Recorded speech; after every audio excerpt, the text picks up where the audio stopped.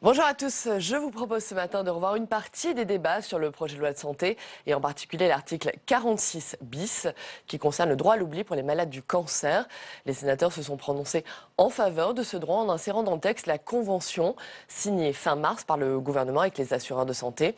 Ce droit à l'oubli est une des mesures emblématiques du troisième plan cancer lancé par François Hollande en 2014. Jusqu'à présent, lorsqu'un ancien malade voulait emprunter de l'argent, l'assurance du prêt pouvait être jusqu'à 200% plus élevé que la moyenne.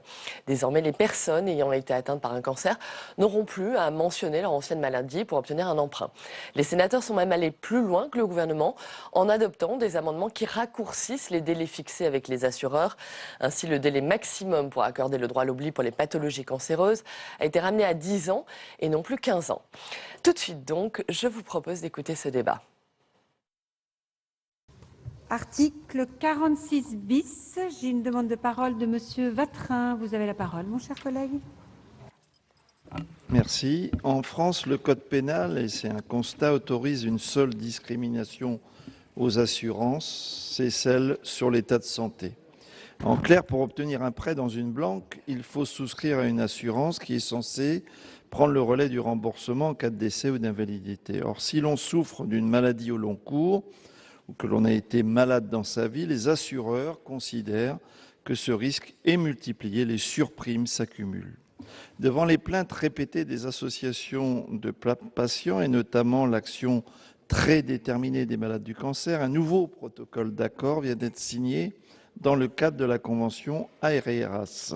Cet accord est censé faciliter l'accès du prêt pour les anciens malades atteints de cancer. Hélas, malgré les promesses du plan Cancer 3 et tous les efforts de l'Institut national du cancer, l'INCa, pour faire aboutir au mieux les négociations, cette nouvelle convention est en deçà des attentes des malades, des associations, mais aussi des acteurs de la santé qui se battent chaque jour pour donner un avenir à leurs patients.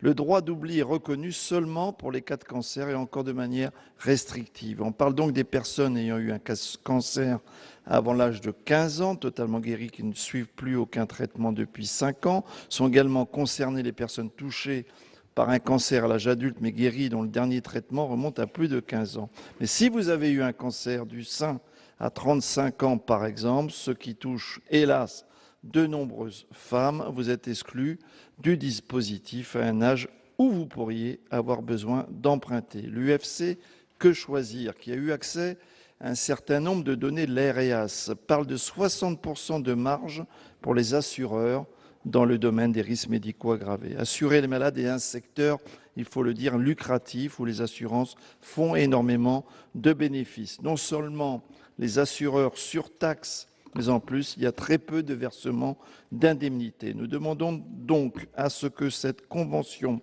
qui se révèle trop peu contraignante pour les assureurs et en décalage par rapport au progrès de la médecine, se voit encadrée par le législateur dans le cadre du projet de loi santé. Il faut enfin que soit rapidement mis en place, comme l'avait promis solennellement le président de la République, un véritable droit à l'oubli, non seulement pour les enfants, mais aussi pour les adolescents, les adultes guéris 5 ans après la fin de leur traitement. Merci, Monsieur Vatrin.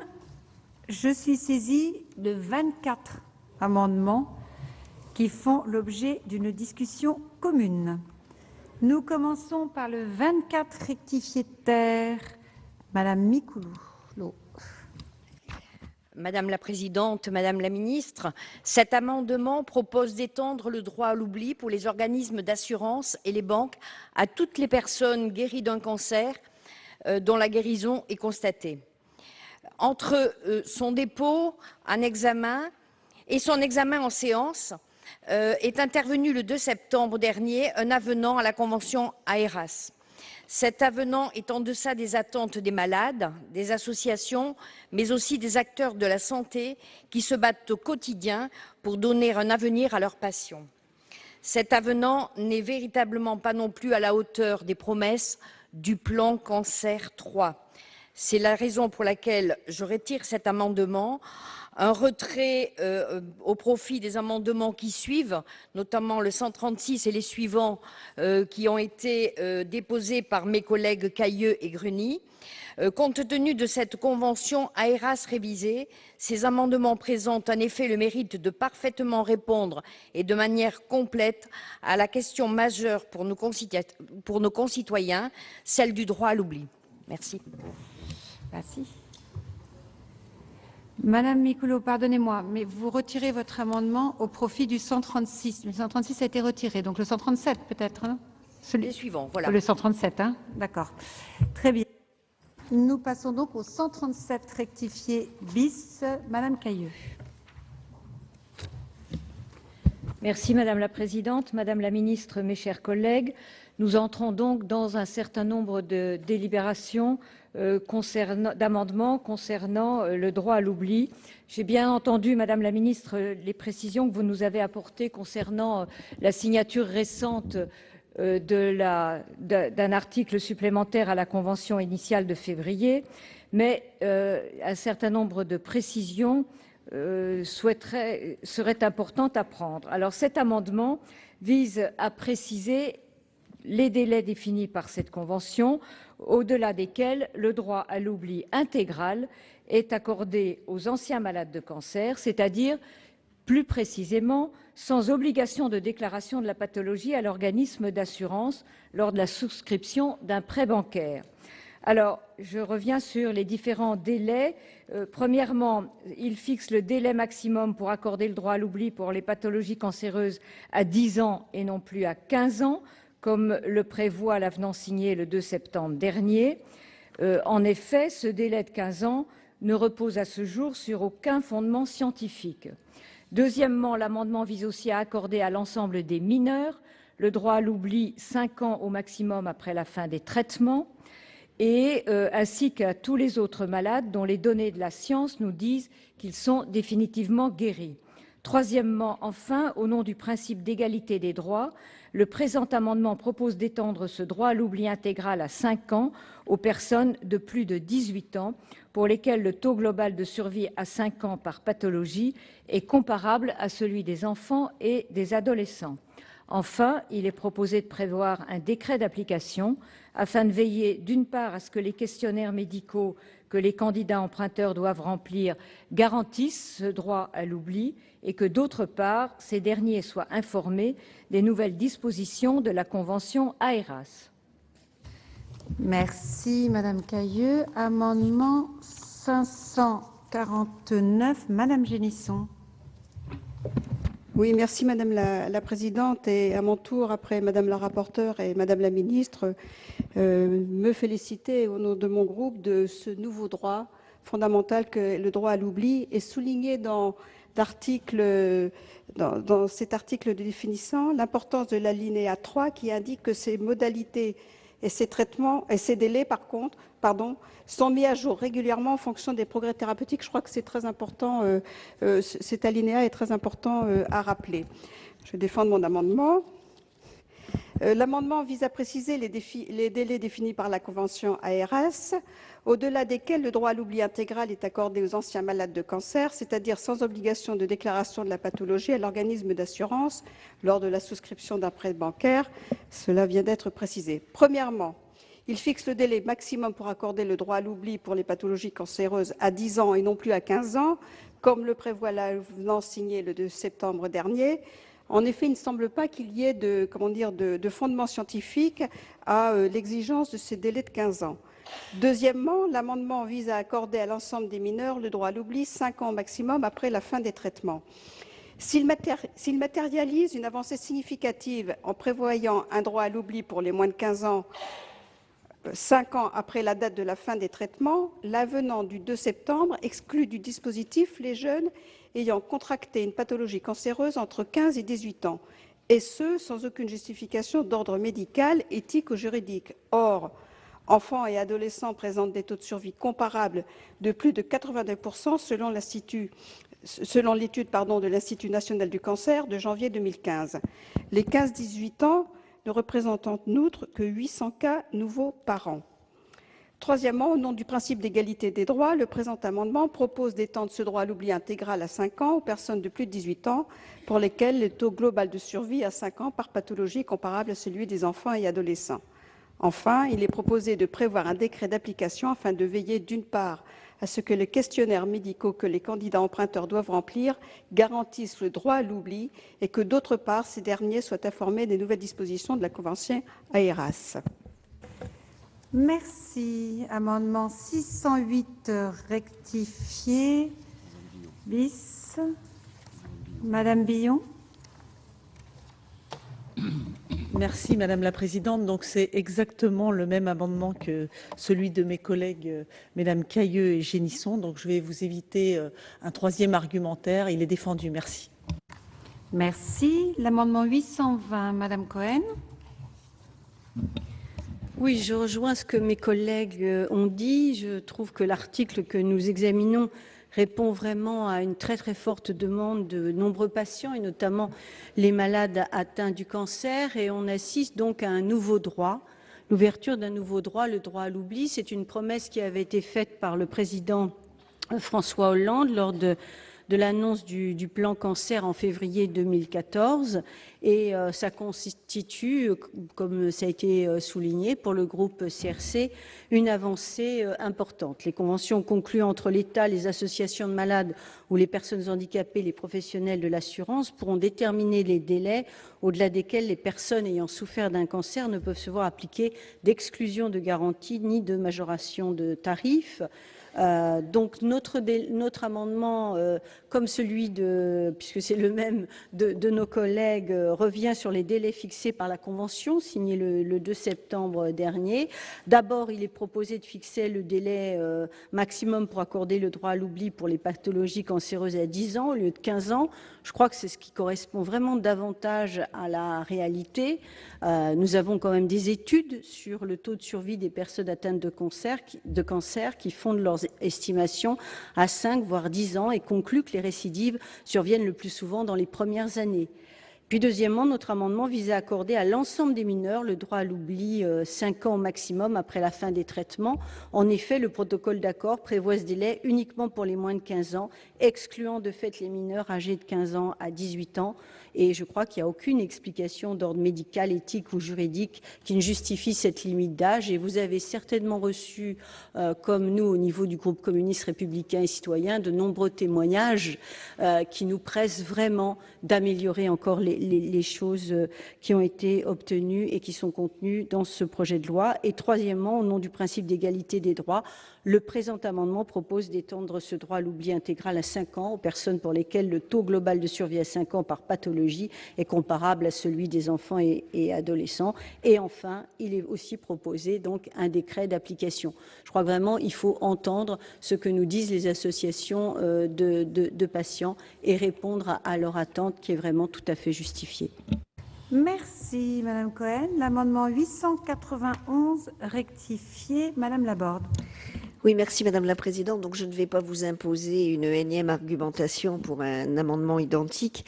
J'ai simplement apprécié le propos liminaire de la rapporteure et de Madame la Ministre pour dire que bien sûr, en fonction de l'évolution des maladies et donc de notre avancée scientifique, les choses seraient revues. Merci. Madame Archambault.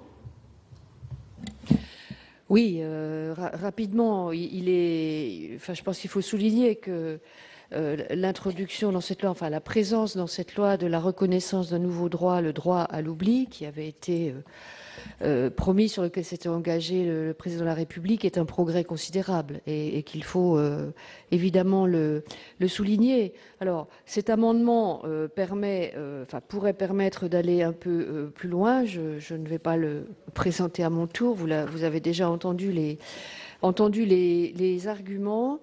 C'est une question très sensible parce qu'elle concerne dans notre pays un très grand nombre de nos concitoyennes. Donc c'est vrai que je pense important que le Parlement sur cette question appuie appuie les propositions du gouvernement et pousse dans un sens qui permet d'être vraiment, de favoriser la réinsertion de toutes ces personnes dans la société.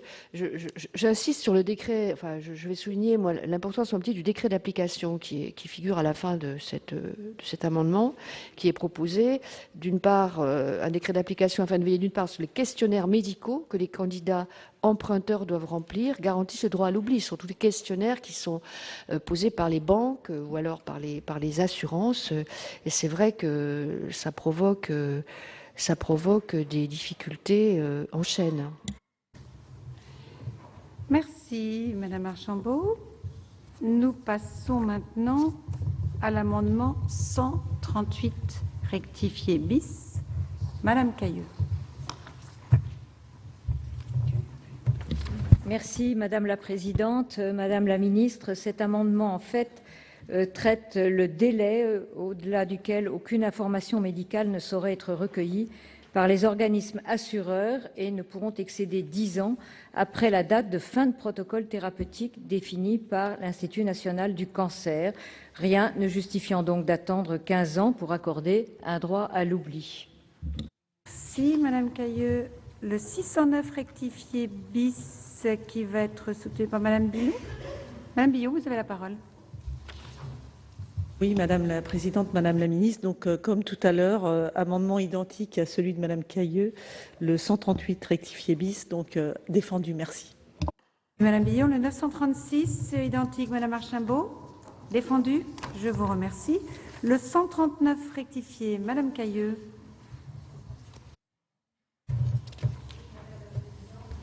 Madame la Présidente, Madame la Ministre, cet amendement vise à étendre à l'ensemble des mineurs le dispositif du droit à l'oubli. L'avenant qui a été signé et dont a fait état Madame la Ministre le 2 septembre dernier par les membres de la Convention AREAS a certes matérialisé des avancées significatives, mais reste bien en deçà des promesses qui avaient été faites par le Président de la République lors de l'annonce du plan Cancer III. Donc, sans justification d'ordre médical, éthique ou juridique, il exclut les jeunes ayant contracté une pathologie cancéreuse entre 15 et 18 ans du dispositif adopté pour les moins de 15 ans. En outre, il ne représente que 800 nouveaux cas par an, avec des taux de survie de plus de 82% selon l'étude de l'Institut national du cancer, et leur risque très relatif peut donc être mutualisé par les organismes assureurs sur l'ensemble des emprunteurs. Merci Madame Cayeux. Le 566, je vous en prie, Monsieur Roche. Oui, c'est pratiquement le même amendement. D'ailleurs, ça pourrait être simplement une question et on verra ce que répond Madame la Ministre. C'est vrai qu'il nous paraît incompréhensible que le droit à l'oubli s'arrête à l'âge de 15 ans et que ça ne couvre pas jusqu'à 18 ans, c'est-à-dire tous les mineurs.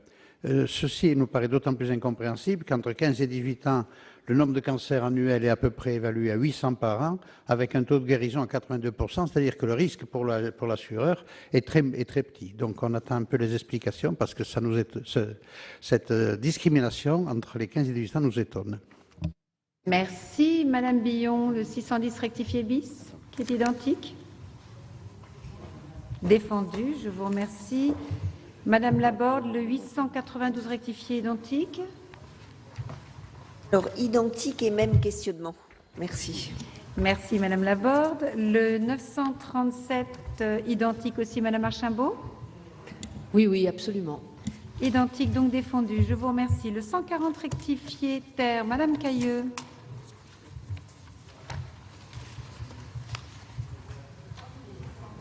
Défendu. Le 611 rectifié bis, Madame Billon. Défendu. Le 938, Madame Archambault. Défendu. Je vous remercie. Le 141 rectifié bis, Madame Cayeux.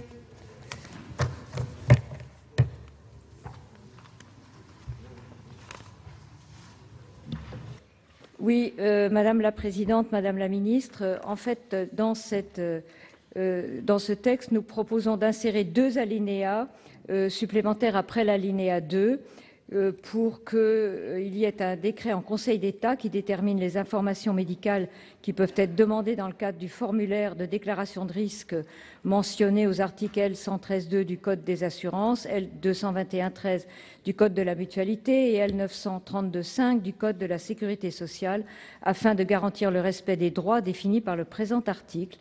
Un décret définit les modalités d'information des candidats à l'emprunt relatives aux dispositions du présent article. Merci. Le 939, Madame Archambault, qui est identique. Oui, il est identique et pour compléter ce que vient de dire ma collègue, c'est vrai qu'il est proposé que les questionnaires de santé que les candidats à l'emprunt doivent remplir ne comportent pas de questions ambiguës et que ces derniers, par ailleurs, soient informés au préalable de ces nouveaux droits. Merci. Le 821, Madame Cohen, Madame David. Oui, merci Madame la Présidente. Cet amendement, vous l'aurez compris, est un amendement en repli par rapport à celui que nous avons défendu précédemment, puisqu'il ne s'agit plus de fixer des délais pour les conventions, mais de se concentrer plutôt sur 2 points. Premièrement, le formulaire de déclaration des risques établi par les organismes assureurs. Afin de faire du droit à l'oubli une réalité, il est important de déterminer par décret et avec précision les informations qui peuvent être demandées et la manière dont elles le sont. Ainsi, il convient de s'assurer que la non-déclaration est respectée et que les questionnaires ne comportent pas de questions ambiguës. Enfin, il s'agit de garantir aux personnes concernées une information fiable sur ces nouveaux droits, sans quoi ils ne seront pas mis en œuvre.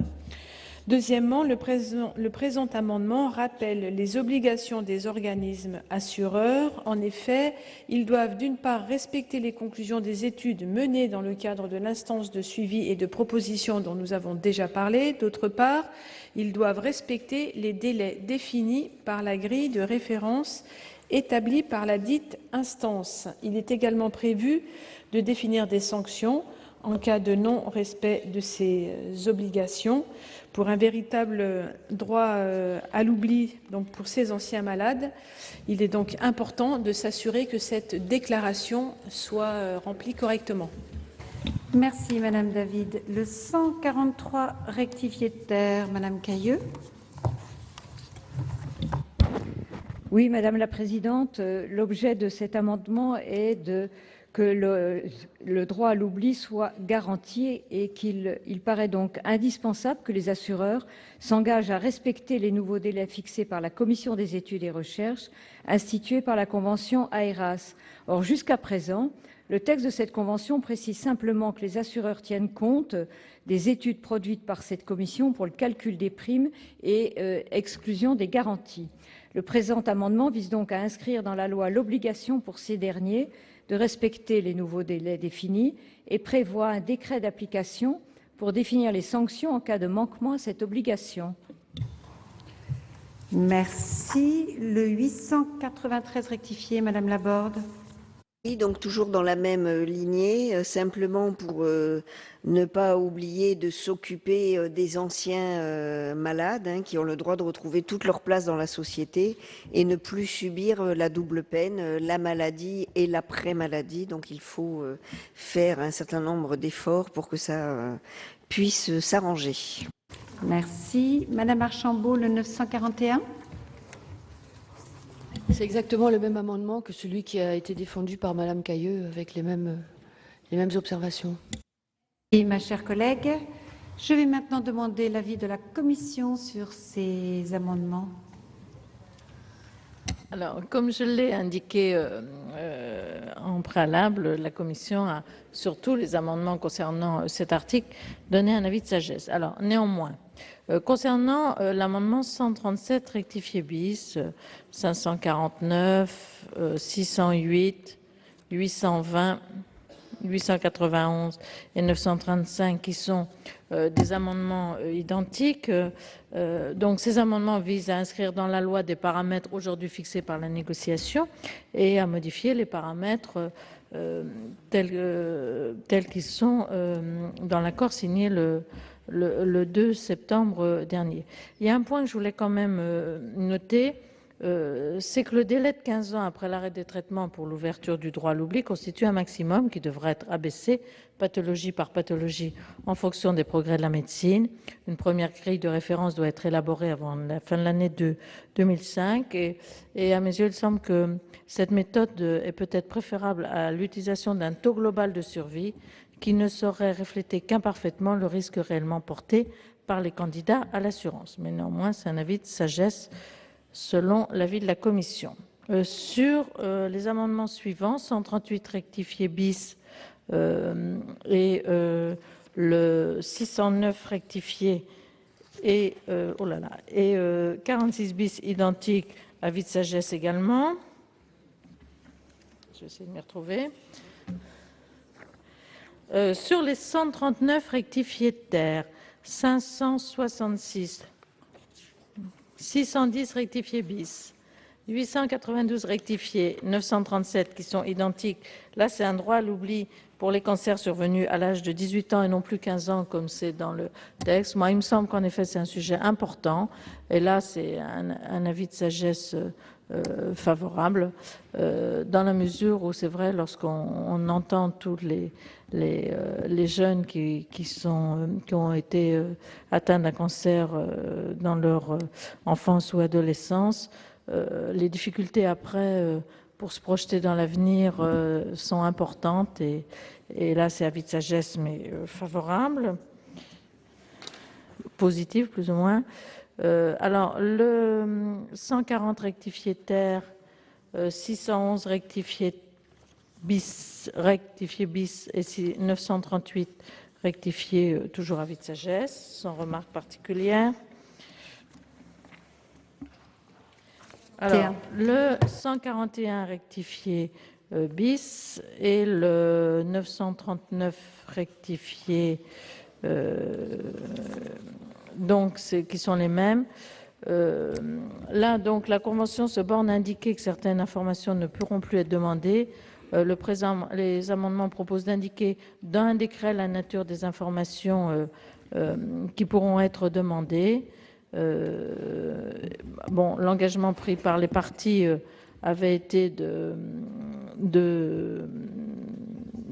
pouvait apparaître suffisant s'ils étaient respectés à garantir le droit à l'oubli sans qu'il soit nécessaire de fixer de manière exhaustive la liste des informations qui peuvent être demandées.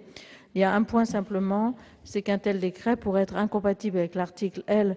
113-2 du Code des assurances qui oblige les candidats à l'assurance à répondre avec exactitude aux questions qui leur sont posées. Mais toujours avis de sagesse. 821, 143 rectifié de terre. Ça, c'est le même. Enfin, il combine un peu les dispositions des amendements précédents, mais c'est le même avis. 143 rectifié de terre, opposabilité des conclusions des études menées par l'instance de suivi et de proposition de la Convention AERAS. La rédaction pose problème néanmoins puisque la commission des études et recherches visées par l'amendement ne sont pas mentionnées dans le Code de la santé publique. Donc, avis de sagesse. Le 893 rectifié, 941, c'était les mêmes ça, non? Oui, c'était les mêmes, donc même avis. Le 142 rectifié terre. C'est tout. Ah, c'est tout. Bon, c'est fini. Merci, Madame le rapporteur. Madame la ministre, avis du gouvernement sur ces 24 amendements, s'il vous plaît. Oui, Madame la Présidente. Donc, la première série d'amendements 137, 549, 608, 820, 891, 935 sont des amendements globaux qui ensuite vont être déclinés thème par thème. Donc, je donne un avis défavorable à ces amendements. Comme j'ai eu l'occasion de le dire, nous ne disposons pas des bases scientifiques pour ramener la durée du droit à l'oubli systématiquement de 15 à 10 ans. De la même manière, évoquer un taux de survie au moins égal à celui des cancers pédiatriques est une formulation extrêmement floue parce que il n'y a pas un taux de survie moyen. Il y a des taux de survie moyens, pathologie par pathologie, catégorie de cancer par catégorie de cancer. Si on a un cancer, enfin, si on parle d'un cancer du sein, d'un cancer du foie, d'un cancer des poumons, on a à chaque du pancréas, enfin, on a à chaque fois des taux de survie moyens qui sont extraordinairement différents. Et donc, la formulation n'apparaît pas scientifiquement fondée. Enfin, pour ce qui est du décret qui permettrait, que vous souhaitez pour encadrer les informations pouvant figurer dans la Convention, qui est figuré sur le questionnaire, c'est un peu paradoxal parce que l'idée est précisément que le questionnaire soit rédigé et qu'on puisse ne pas cocher la case demandant si on est malade dès lors qu'il y a le droit à l'oubli. Donc le simple fait de dire qu'il faut encadrer la manière dont on va poser la question à quelqu'un qui doit pouvoir bénéficier du droit à l'oubli est un peu étonnante. Donc voilà. Donc j'ai indiqué les 3 points sur lesquels je ne suis pas en mesure de donner un avis favorable. J'y reviendrai dans un instant. Et donc je donne un avis défavorable à cette série d'amendements. Logiquement, je donne un avis défavorable aux amendements 138 rectifié bis, 609 rectifié bis et 936 qui visent à ramener la durée du droit à l'oubli de 15 à 10 ans. C'est ce que je vous indiquais il y a un instant sur l'absence de données scientifiques. J'insiste sur le fait que l'Institut national de lutte contre le cancer, qui est très active et très en faveur du droit à l'oubli et qui travaille beaucoup pour lui donner une concrétisation, dit qu'il n'est pas actuellement en mesure de documenter, comme on dit scientifiquement, cette partie ces éléments ou ces amendements.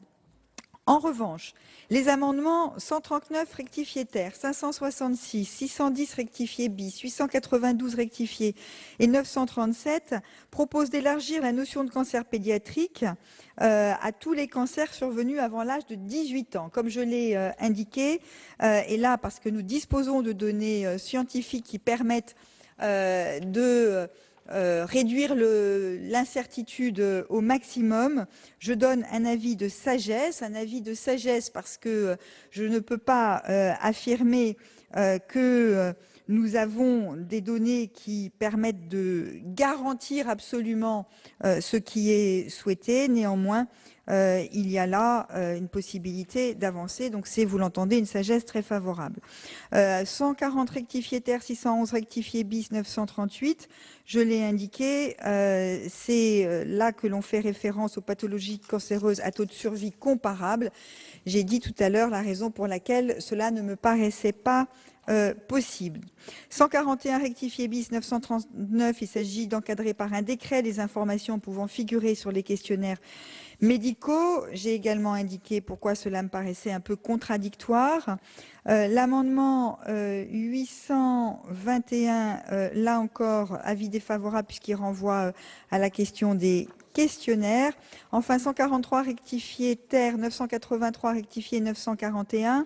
Les signataires s'engagent, et c'est nouveau dans ces amendements, il s'agit d'inscrire dans la loi l'obligation pour les organismes assureurs de respecter les conclusions de la commission études et recherches, ainsi que les délais prévus par la grille de référence. Mais les signataires s'engagent, et à partir du moment où il y a un contrat, une convention en l'occurrence, il y a des engagements qui sont pris, et le non-respect d'engagements pris par la voie contractuelle peuvent être sanctionnés. Et le fait que nous votions le principe du droit à l'oubli dans le cadre de la loi permettra évidemment d'exercer des pressions en direction des assureurs. Mais donc il ne me paraît pas nécessaire d'entrer davantage dans le détail au niveau de la loi, donc avis défavorable. Merci Madame la Ministre. Mes chers collègues, nous allons donc passer au vote de ces amendements.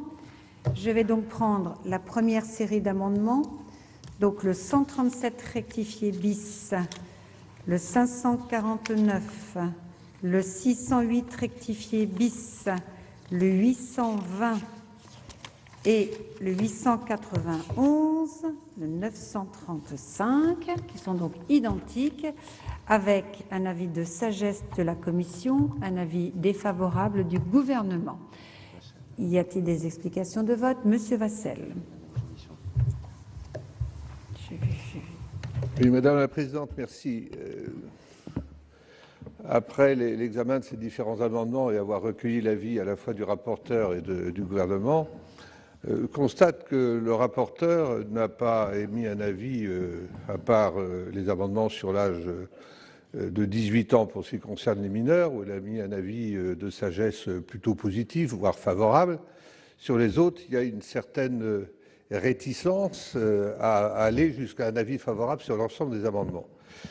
Donc la Commission ne m'a pas paru très à l'aise sur ce dossier et je puis comprendre qu'elle ne le soit pas totalement, compte tenu du fait que l'avenant a été signé en date du 12 septembre, l'encre est à peine sèche, que l'on décide déjà de légiférer en considérant que la Convention ne se mettrait pas en application ou que l'on douterait de la part de ces acteurs qu'ils agiraient dans le sens dans lequel ils se sont engagés.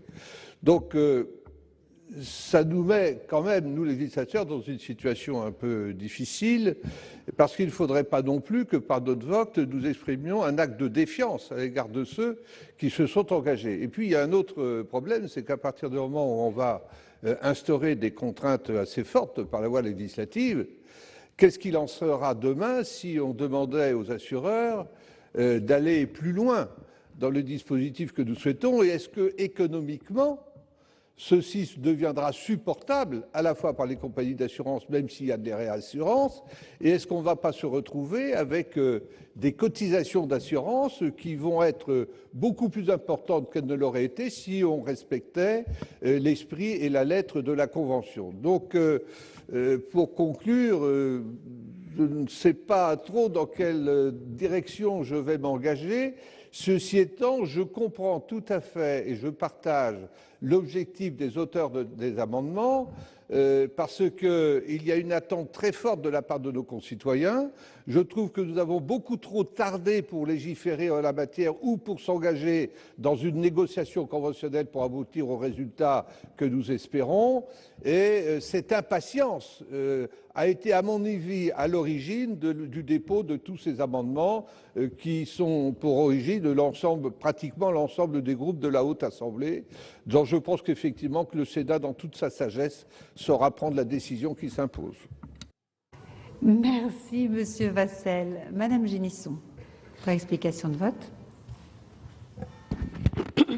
Oui, c'est vrai que nous sommes dans une situation un peu difficile, à la fois le constat positif de l'existence de cette convention, de la création de ce droit à l'oubli, et en même temps la volonté d'aller le plus loin possible, et avec quand même le souci, comme vient de le dire Monsieur Vassel, de ne pas casser, comment dire, le contenu d'une convention qui vient d'être signée et qui pourrait finalement faire s'interroger les signataires sur la volonté qu'elle aboutisse. Donc, je rappelle, comme je l'avais dit au début de mon propos, qu'il y a quand même l'alinéa 3 de l'article qui précise bien que, en fonction des progrès thérapeutiques, on pourra faire varier régulièrement les délais de mise à jour. Ça, c'est une chose, je crois que c'est très important. Mais Madame la Ministre, il y a un sujet qui nous interpelle, c'est que nous faisons référence aux travaux de l'INCa, qui sont quand même notre Bible en matière de cancérologie, je pense, hein, et qui, sur le sujet du délai de 15 ans, ne semble pas conforter la validité de ce délai de 15 ans, dans la mesure où, en fait, les récidives surviennent souvent dans les premières années, faisant du taux de survie à 5 ans, voire à 10 ans, des estimations fiables de la probabilité de guérison des cancers. Et au-delà des 10 ans, le risque résiduel étant stable, plus aucune étude de risque n'a été menée jusqu'à présent, et qu'on s'interroge quand même sur ce... Enfin, je souhaiterais avoir votre avis, Madame la Ministre, sur le pourquoi sans doute au nom du devoir de précaution, a été institué ce délai de 15 ans qui semble quand même scientifiquement ne pas répondre à des données précises. Madame Génisson, Madame Canaillet pour explication de vote. Oui, Madame la Présidente, Madame la Ministre, mes chers collègues. Effectivement, le droit à l'oubli est un droit de l'homme et c'est une avancée fondamentale que de la reconnaissance de ce droit dans la loi. Mais la loi, elle est là pour fixer l'exercice des libertés fondamentales et des droits de l'homme. Et je pense qu'il est important et essentiel que la loi fixe un socle de base concernant la reconnaissance de ce droit à l'oubli. Certes, il y a des conventions, il y a eu des accords, simplement ces conventions et ces accords n'engagent que ceux qui les signent et n'engagent que les parties aux conventions.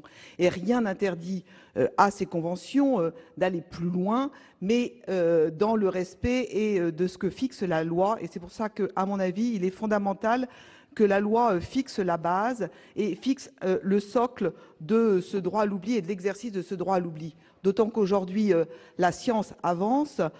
Plus de 80% des cancers ont un taux de survie supérieur à 5 ans et il est fondamental que ce droit à l'oubli soit raccourci pour être en adéquation avec les progrès scientifiques. Pourquoi moi, pour ma part, je voterai l'ensemble des amendements qui fixent une avancée, un progrès concernant ce droit à l'oubli. Merci, Madame Cayet. Je n'ai plus de... Madame David. Oui, rapidement, parce que j'ai bien entendu Madame la Ministre nous parler de données scientifiques, mais je rejoins le questionnement de Catherine Génisson sur les données scientifiques qui disent 15 ans plutôt que 10. Voilà, Madame la Ministre nous dit qu'il n'y a rien scientifiquement prouvé pour 10 ans, mais alors du coup, quelles sont les données scientifiques pour 15 ans ? Ah, donc je me réjouis de l'avis favorable de la ministre pour les mineurs. Je pense que c'est déjà quelque chose d'important et d'intéressant pour l'adoption de cet article, mais vraiment je regretterais que nous n'arrivions pas à trouver une avancée à l'issue de nos travaux ici à l'Assemblée concernant ce délai et concernant le questionnaire aussi. J'entends bien les réserves, enfin les arguments énoncés par la ministre, mais si le questionnaire reste ambigu, s'il continue à poser des questions qui font que ce droit à l'oubli ne devient pas un véritable droit à l'oubli, eh bien je crois qu'on passerait quand même un petit peu à côté de ce que nous avons ensemble envie de faire, c'est-à-dire l'obtention d'un véritable droit à l'oubli pour ces personnes. C'est notre collègue Françoise Laborde qui le disait très bien quand elle parlait de double peine. En effet, il y a des personnes malades et il y a des personnes après la maladie. Et après la maladie, ils continuent à être pénalisés. Donc cette double peine doit s'arrêter. Merci Madame David. Madame la Ministre. Oui, je ne reviens pas sur l'ensemble des questionnements. Je voudrais indiquer deux points en réponse aux interpellations, en particulier de Madame Génisson. Et je dois dire que je suis un peu désolée de faire référence à de tels termes, mais parce que nous parlons de vie, de maladie, de malade, pardon. Mais l'INCA, c'est l'INCA qui définit la durée. Excusez-moi, j'ai un chat dans la gorge.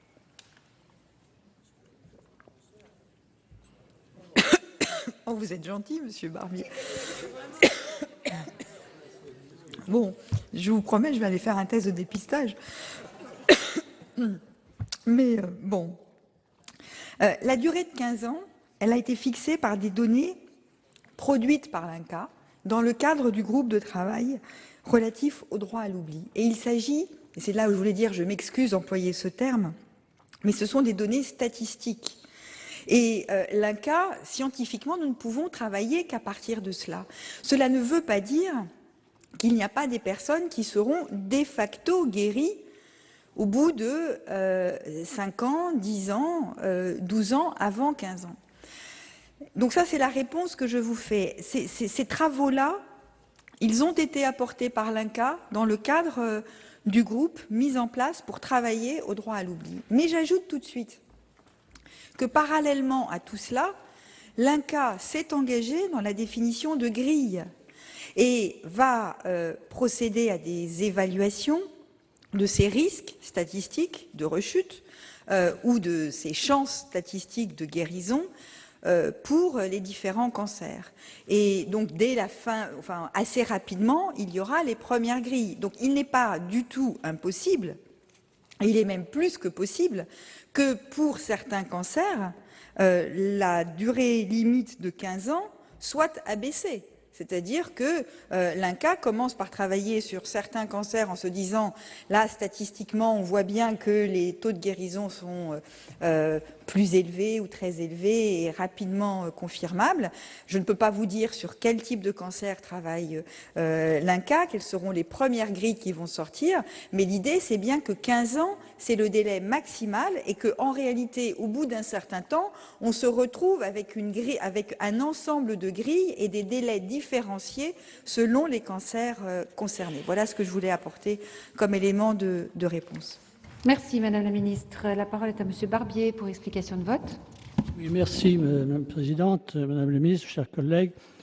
Je crois que malheureusement en matière de cancérologie, on ne peut pas dire à une personne vous êtes définitivement guéri. Ça n'existe pas. On peut procéder que par statistiques, par pathologie, par groupe d'âge, etc.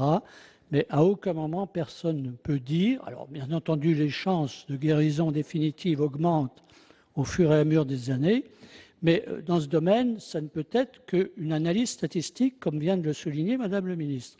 Et je crois que c'est un cas fixé à 15 ans, c'est à partir de moyennes qui sont calculées, qui varient énormément en matière des pathologies. On sait très bien que le taux de survie des cancers du poumon est très inférieur à certains types de cancers. Je crois que là, il faut faire confiance parce que qu'est-ce qu'on risque? C'est qu'on risque de voir cette convention repoussée par les signataires si on leur impose un chiffre qui soit trop bas. Alors peut-être que dans quelques années, on pourra évoluer. Mais dans l'état actuel, on procède par statistique, c'est comme ça. Alors la deuxième chose, pour ne pas trop intervenir, certains ont déposé des amendements pour ramener le problème de 15 ans à 18 ans. 18 ans, c'est l'âge civil, la majorité civile. C'est pas la majorité adulte, à tel point que dans les services de médecine, la pédiatrie s'arrête à 15 ans. On est admis en pédiatrie jusqu'à 15 ans. Après 15 ans, on passe dans les services adultes. Et ça, ce n'est pas totalement anodin. Parce que compte tenu de ce délai de 5 ans qui est réclamé de vacuité, enfin de l'absence de signes pour pouvoir dire que la personne est guérie, ça peut s'appliquer pour les cancers de l'enfant, mais que par contre, compte tenu d'un certain abaissement de l'âge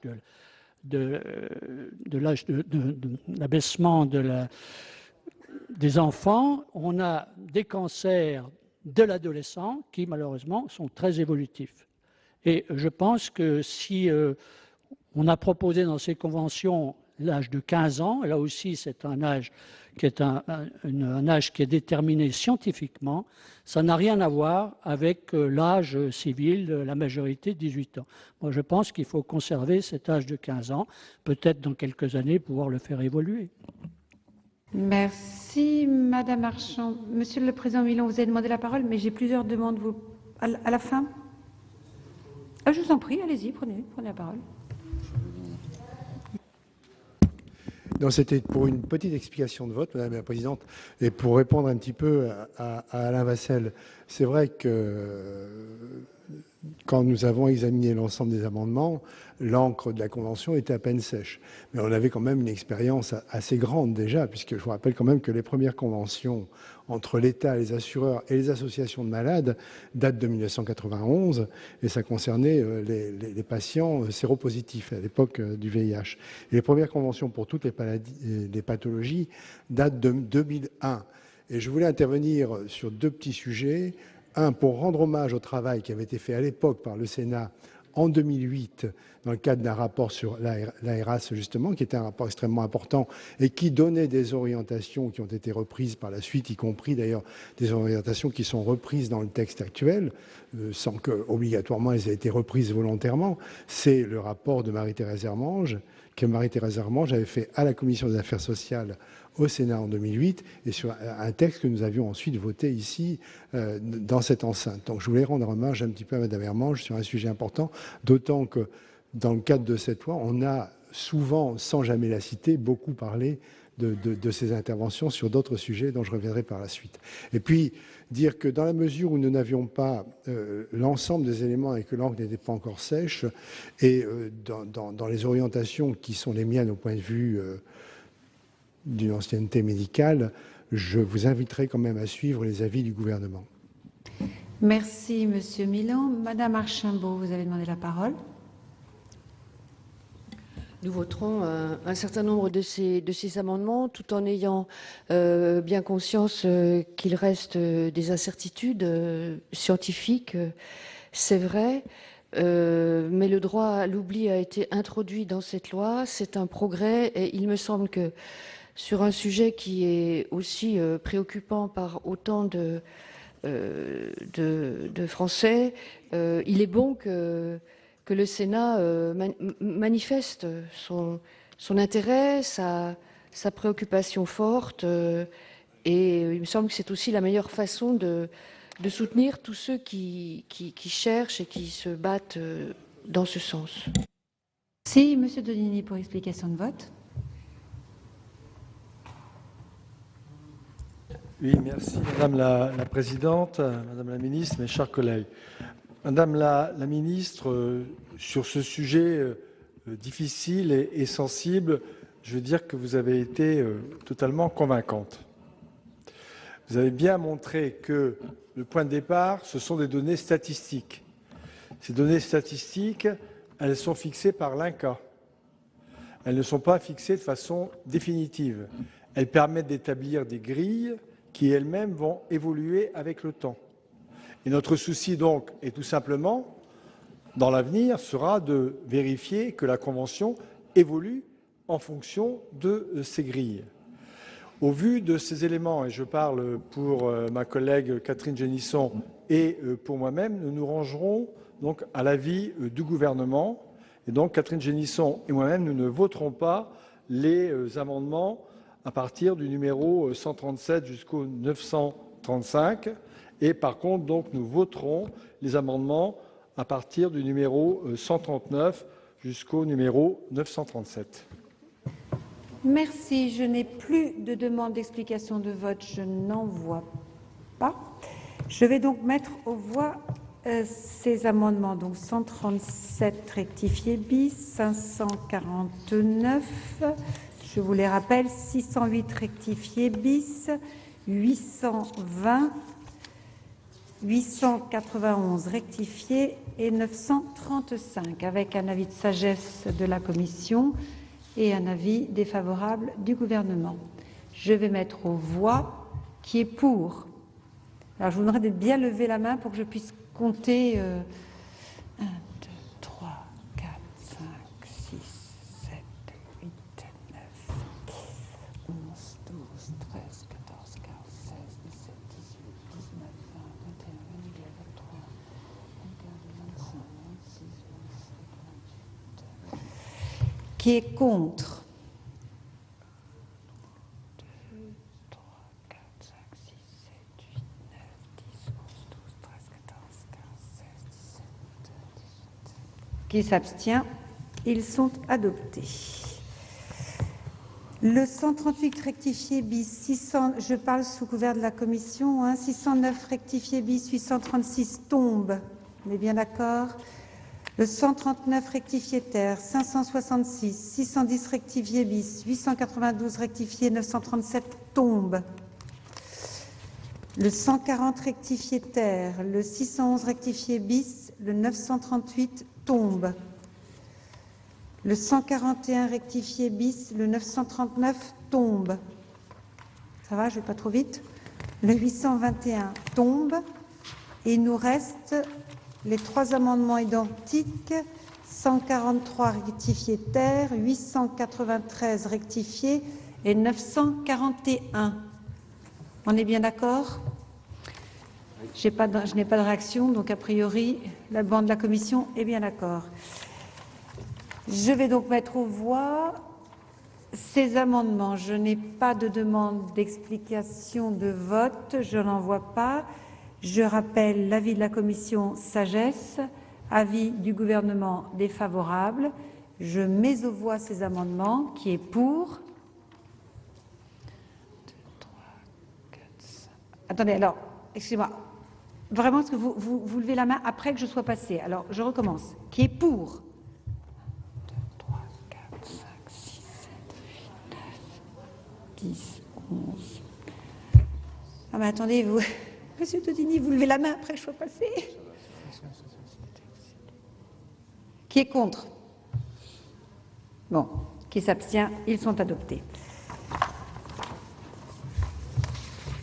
Nous passons à deux amendements identiques. Le 142 rectifié terre. Madame Cayeux.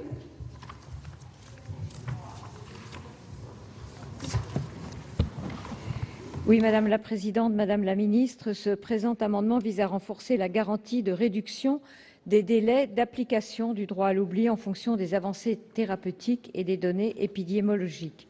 La Convention prévoit notamment que les études réalisées par le groupe de travail chargé entre autres de la mise à jour de la grille de référence soient réalisées en tant que de besoin et au plus tard lors du renouvellement de la Convention.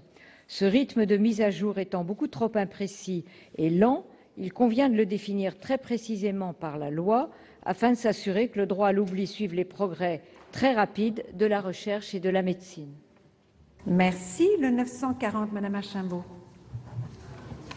C'est exactement le même. Donc il est défendu. Avis de la Commission, Madame la rapporteure. Alors, le projet de loi prévoit que les modalités des délais doivent être fixées par la Convention ERAS afin de mettre en œuvre le droit à l'oubli et seront mis à jour régulièrement en fonction des progrès thérapeutiques. Alors, le texte adopté le 2 septembre dernier prévoit que la grille de référence qui permet l'abaissement progressif du délai ouvrant le droit à l'oubli doit être mise à jour à minima au moment de chaque renouvellement, soit tous les 3 ans. Le présent amendement prévoit une mise à jour annuelle. Cette périodicité paraît courte au regard du rythme des progrès de la médecine. En effet, une mise à jour annuelle ne permet pas d'avoir un recul suffisant et obligerait les partenaires à être en négociation permanente. Au demeurant, les amendements posent plusieurs problèmes d'ordre rédactionnel, notamment du fait que la Commission des études et recherches n'est pas mentionnée dans les dispositions actuelles du Code de la santé publique. La Commission a émis, comme sur tous les amendements, un avis de sagesse, mais je tenais à faire part de ces observations.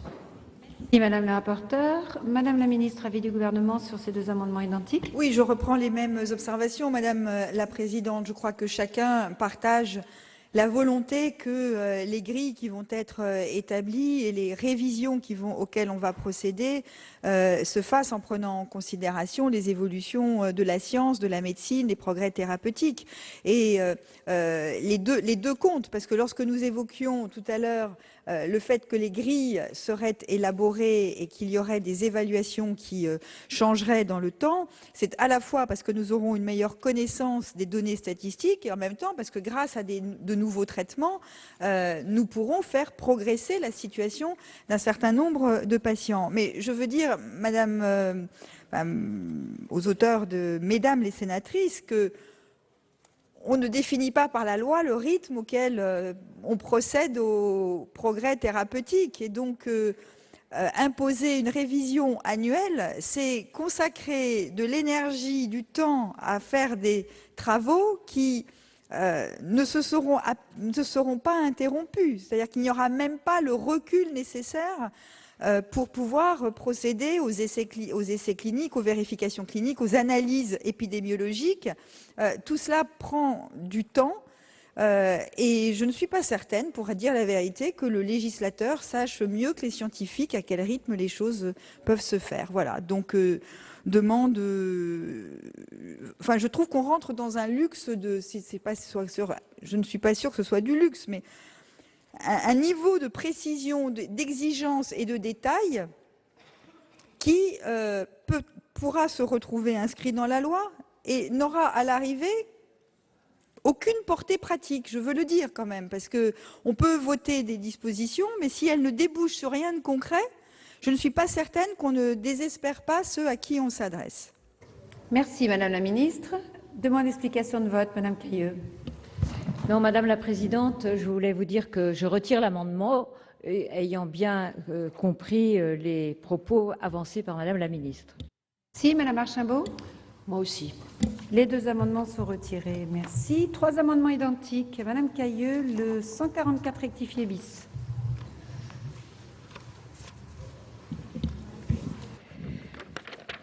Madame la Présidente, Madame la Ministre, cet amendement a pour objet que la Convention AEREAS, qui prévoit la possibilité pour les organismes assureurs d'appliquer non seulement des surprimes, mais aussi conjointement des exclusions de garantie importantes en cas de nouveau cancer ou en cas de décès notamment.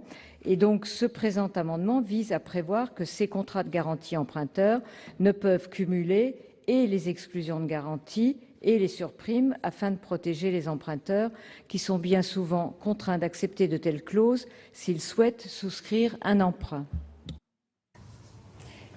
Merci. Amendement identique, le 612 rectifié bis. Madame Billon.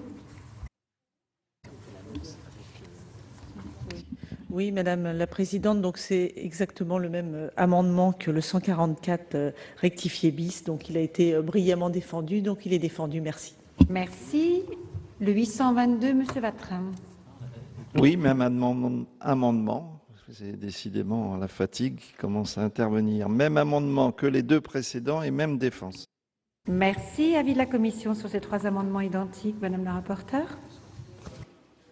Alors, il s'agit d'interdire pour les assureurs l'application à la fois de majoration de tarifs et d'exclusion de garantie. Alors, face au risque aggravé que peut représenter l'état de santé des candidats d'assurance, les assureurs peuvent être conduits à exclure certains risques de garantie qu'ils proposent ou à les couvrir moyennant une majoration du tarif. Par hypothèse, les risques couverts à un tarif majoré ne sont pas exclus.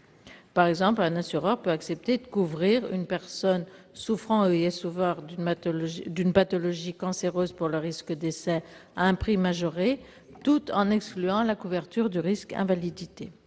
L'exclusion et la majoration de tarifs ne sont donc pas cumulées, mais appliquées à des risques différents.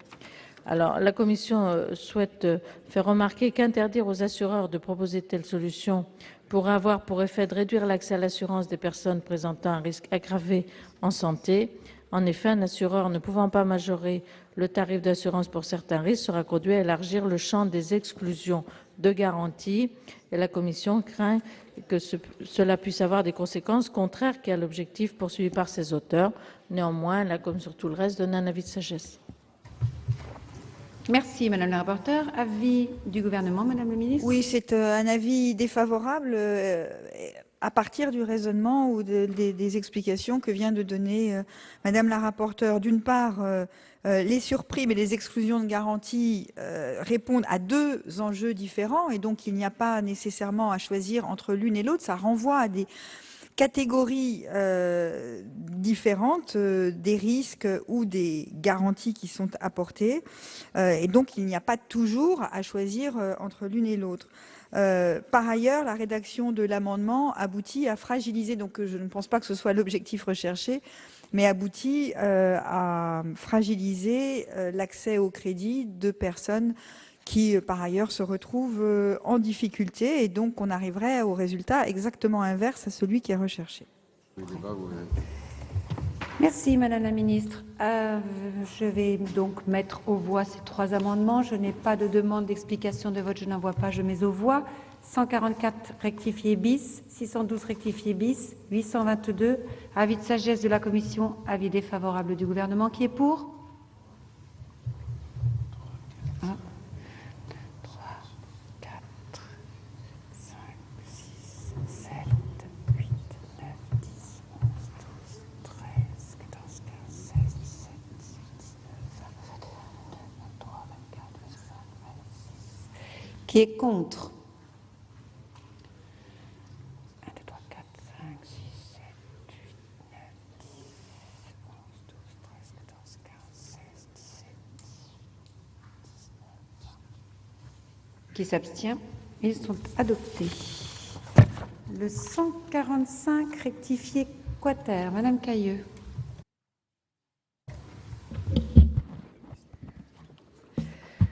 Madame la Présidente, Madame la Ministre, c'est le dernier amendement que je vous propose afin de garantir la mise en place et la bonne application du droit à l'oubli dans l'intérêt des emprunteurs. Et ce présent amendement vise à prévoir expressément un contrôle par l'autorité de contrôle prudentiel de l'application des dispositions prévues par la Convention AEREAS et le Code de la santé publique complété par le présent projet de loi. Merci. Avis de la commission, Madame le rapporteur. Alors surtout, cet article, c'est toujours un avis de sagesse. Alors le rôle de contrôle de l'ACP, par l'ACP ainsi que le bilan annuel sont déjà prévus par la Convention. 2 membres de l'ACP siègent au sein de la commission de suivi et de contrôle de la Convention et cette commission peut saisir l'ACP. Voilà. Alors que les signataires de la Convention ACP ont déjà prévu un suivi et un contrôle de son application par l'ACP, bon, le présent amendement peut témoigner d'une forme de méfiance, mais la Commission a émis un avis de sagesse. Merci. Avis du gouvernement, Madame la Ministre. Oui, Madame la sénatrice, il est bien entendu utile qu'un contrôle puisse être mis en œuvre par une autorité indépendante. Et donc cette préoccupation est partagée. Elle a été d'ailleurs mise en avant par l'Inspection générale des affaires sociales lors de la mission d'appui à la commission de suivi et de proposition en vue de l'instauration du droit à l'oubli. Néanmoins, votre amendement pose un certain nombre de difficultés. En premier lieu, en intégrant spécifiquement la Convention AERAS dans le champ des missions de l'autorité de contrôle, il pourrait laisser entendre, par a contrario, que l'autorité de contrôle n'est pas compétente sur d'autres conventions qui pourraient exister sur d'autres champs, et cela pourrait la mettre en difficulté à l'occasion de contrôles qu'elle réaliserait. En second lieu, le contrôle que vous proposez d'instaurer n'inclut pas les sociétés de financement qui doivent cependant appliquer la Convention AERAS au même titre que les établissements de crédit. Or, il convient que soit assuré un traitement équitable entre l'ensemble des organismes soumis à la Convention AERAS et que son contrôle puisse porter sur l'ensemble des organismes concernés. Donc, indépendamment de la question du rapport qui n'est pas, pour moi, particulièrement problématique, je dois le dire, il me semble que nous avons besoin de travailler pour réfléchir à la manière de clarifier les conditions d'intervention de l'autorité de contrôle prudentiel. Voilà, donc je donne un avis, une demande de retrait, parce que je ne suis pas du tout certaine que l'amendement tel qu'il est rédigé réponde à la réalité de la situation. Voilà. Très bien. Madame Cayeux, pour explication de vote. Il est retiré. Je vais donc mettre aux voix l'article 46 bis. Y a-t-il des demandes d'explication de vote? Monsieur Vassel. Madame la Présidente, je voudrais profiter de cet article 46 bis pour rappeler l'attention du gouvernement sur une autre difficulté, alors qui n'a rien à voir avec le droit à l'oubli. Mais lorsque nous avons, dans le cadre des différentes lois sur la réforme des retraites, porté l'âge de la retraite à 70, enfin l'âge auquel les entreprises peuvent demander à leurs salariés de prendre leur retraite à 70 ans, les compagnies d'assurance n'ont pas tiré tous les enseignements de cela et lorsque vous arrivez à l'âge de 65 ans, eh bien vous n'êtes plus couvert par un contrat d'assurance ou si vous voulez l'être, c'est à un taux extrêmement majoré. Or, cette question-là n'a jamais été traitée ni réglée, donc je souhaitais profiter de l'occasion pour appeler l'attention à la fois de la Haute Assemblée et du gouvernement sur ce point. J'entends bien que ça n'a rien à faire dans ce texte, mais je profite de ce véhicule législatif pour appeler l'attention sur ce point. Très bien. Y a-t-il d'autres demandes d'explication de vote? Monsieur Daudigny. Oui, merci Madame la Présidente, Madame la Ministre, mes chers collègues. Nous sommes évidemment pour le droit à l'oubli, mais nous sommes quelques-uns dans cet hémicycle à ne pas approuver ce qui a été voté, c'est-à-dire une disposition qui n'a pas voulu s'appuyer sur les données scientifiques telles qu'elles sont produites par l'INCa. Donc il est difficile de se déterminer sur le vote. On ne peut pas voter contre, ce qui pourrait être interprété comme un vote contre le droit à l'oubli. On ne peut pas approuver non plus l'article tel qu'il est maintenant voté, et donc tel qu'il est maintenant rédigé, et donc nous abstiendrons quelques-uns sur ce sujet. Merci, Monsieur Donini. Y a-t-il d'autres demandes d'explication de vote? Madame Doineau. Madame la rapporteure. Merci Madame la Présidente, Madame la Ministre, chers collègues. Le débat que l'on vient d'avoir est effectivement un débat passionné. Un débat parce que dans notre entourage, dans nos familles, nous avons vécu des situations difficiles, des situations qui ont demandé beaucoup de courage aux personnes qui, effectivement, ont été atteintes d'un cancer et qui, au lendemain de ce cancer, ont réappris à vivre, ont eu des projets, ont pensé à l'avenir et ont eu des difficultés pour justement construire cet avenir. Cependant, comment passer d'un débat passionné, d'un débat à l'individu, à un débat plus largement passionnant et à un débat qui finalement est pour l'intérêt général? Ce qui a été important pour les trois co-rapporteurs que nous sommes, c'est d'abord les auditions. Et les auditions, pour passer d'un débat passionné à un débat passionnant, c'est-à-dire d'un débat idéal à un débat de la réalité, eh bien, c'était surtout d'avoir des garanties. La première garantie qui nous a été donnée à travers ces auditions, c'est que les malades ont été associés, les anciens malades ont été associés à la Convention. Et ça nous a été dit et redit. Donc, c'est la première garantie que je tiens à mettre en avant. La deuxième garantie, cette notion de comitologie. Qu'est-ce que la comitologie? Eh bien, c'est de prendre en compte l'évolution de la science et justement de faire des grilles qui permettront à l'avenir de changer petit à petit et d'avancer encore plus dans le droit à l'oubli.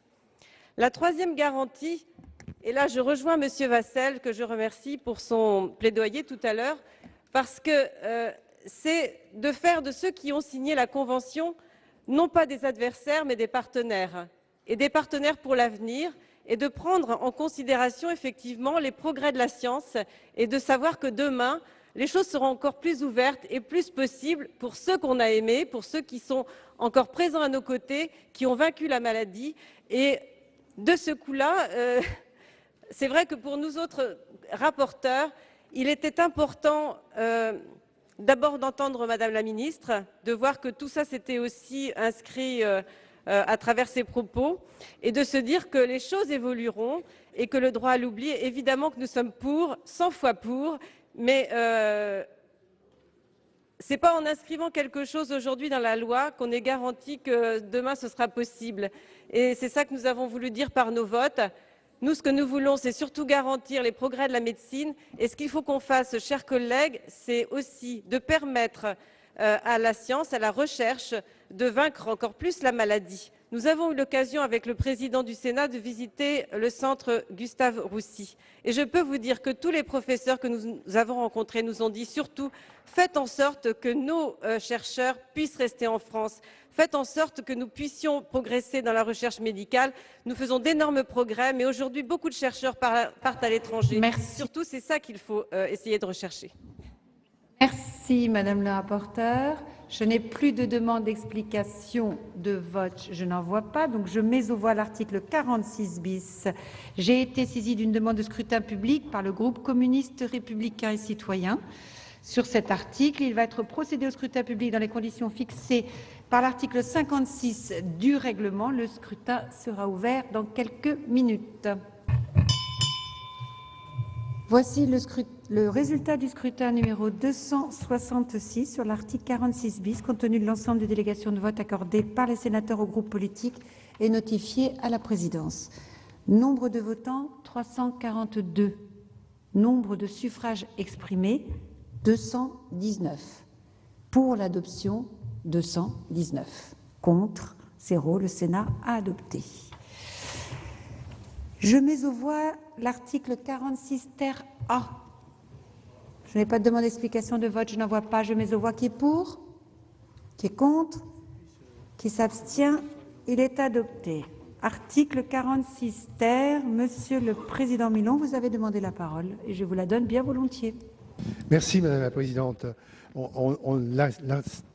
L'article 46 ter a été supprimé par la Commission des affaires sociales.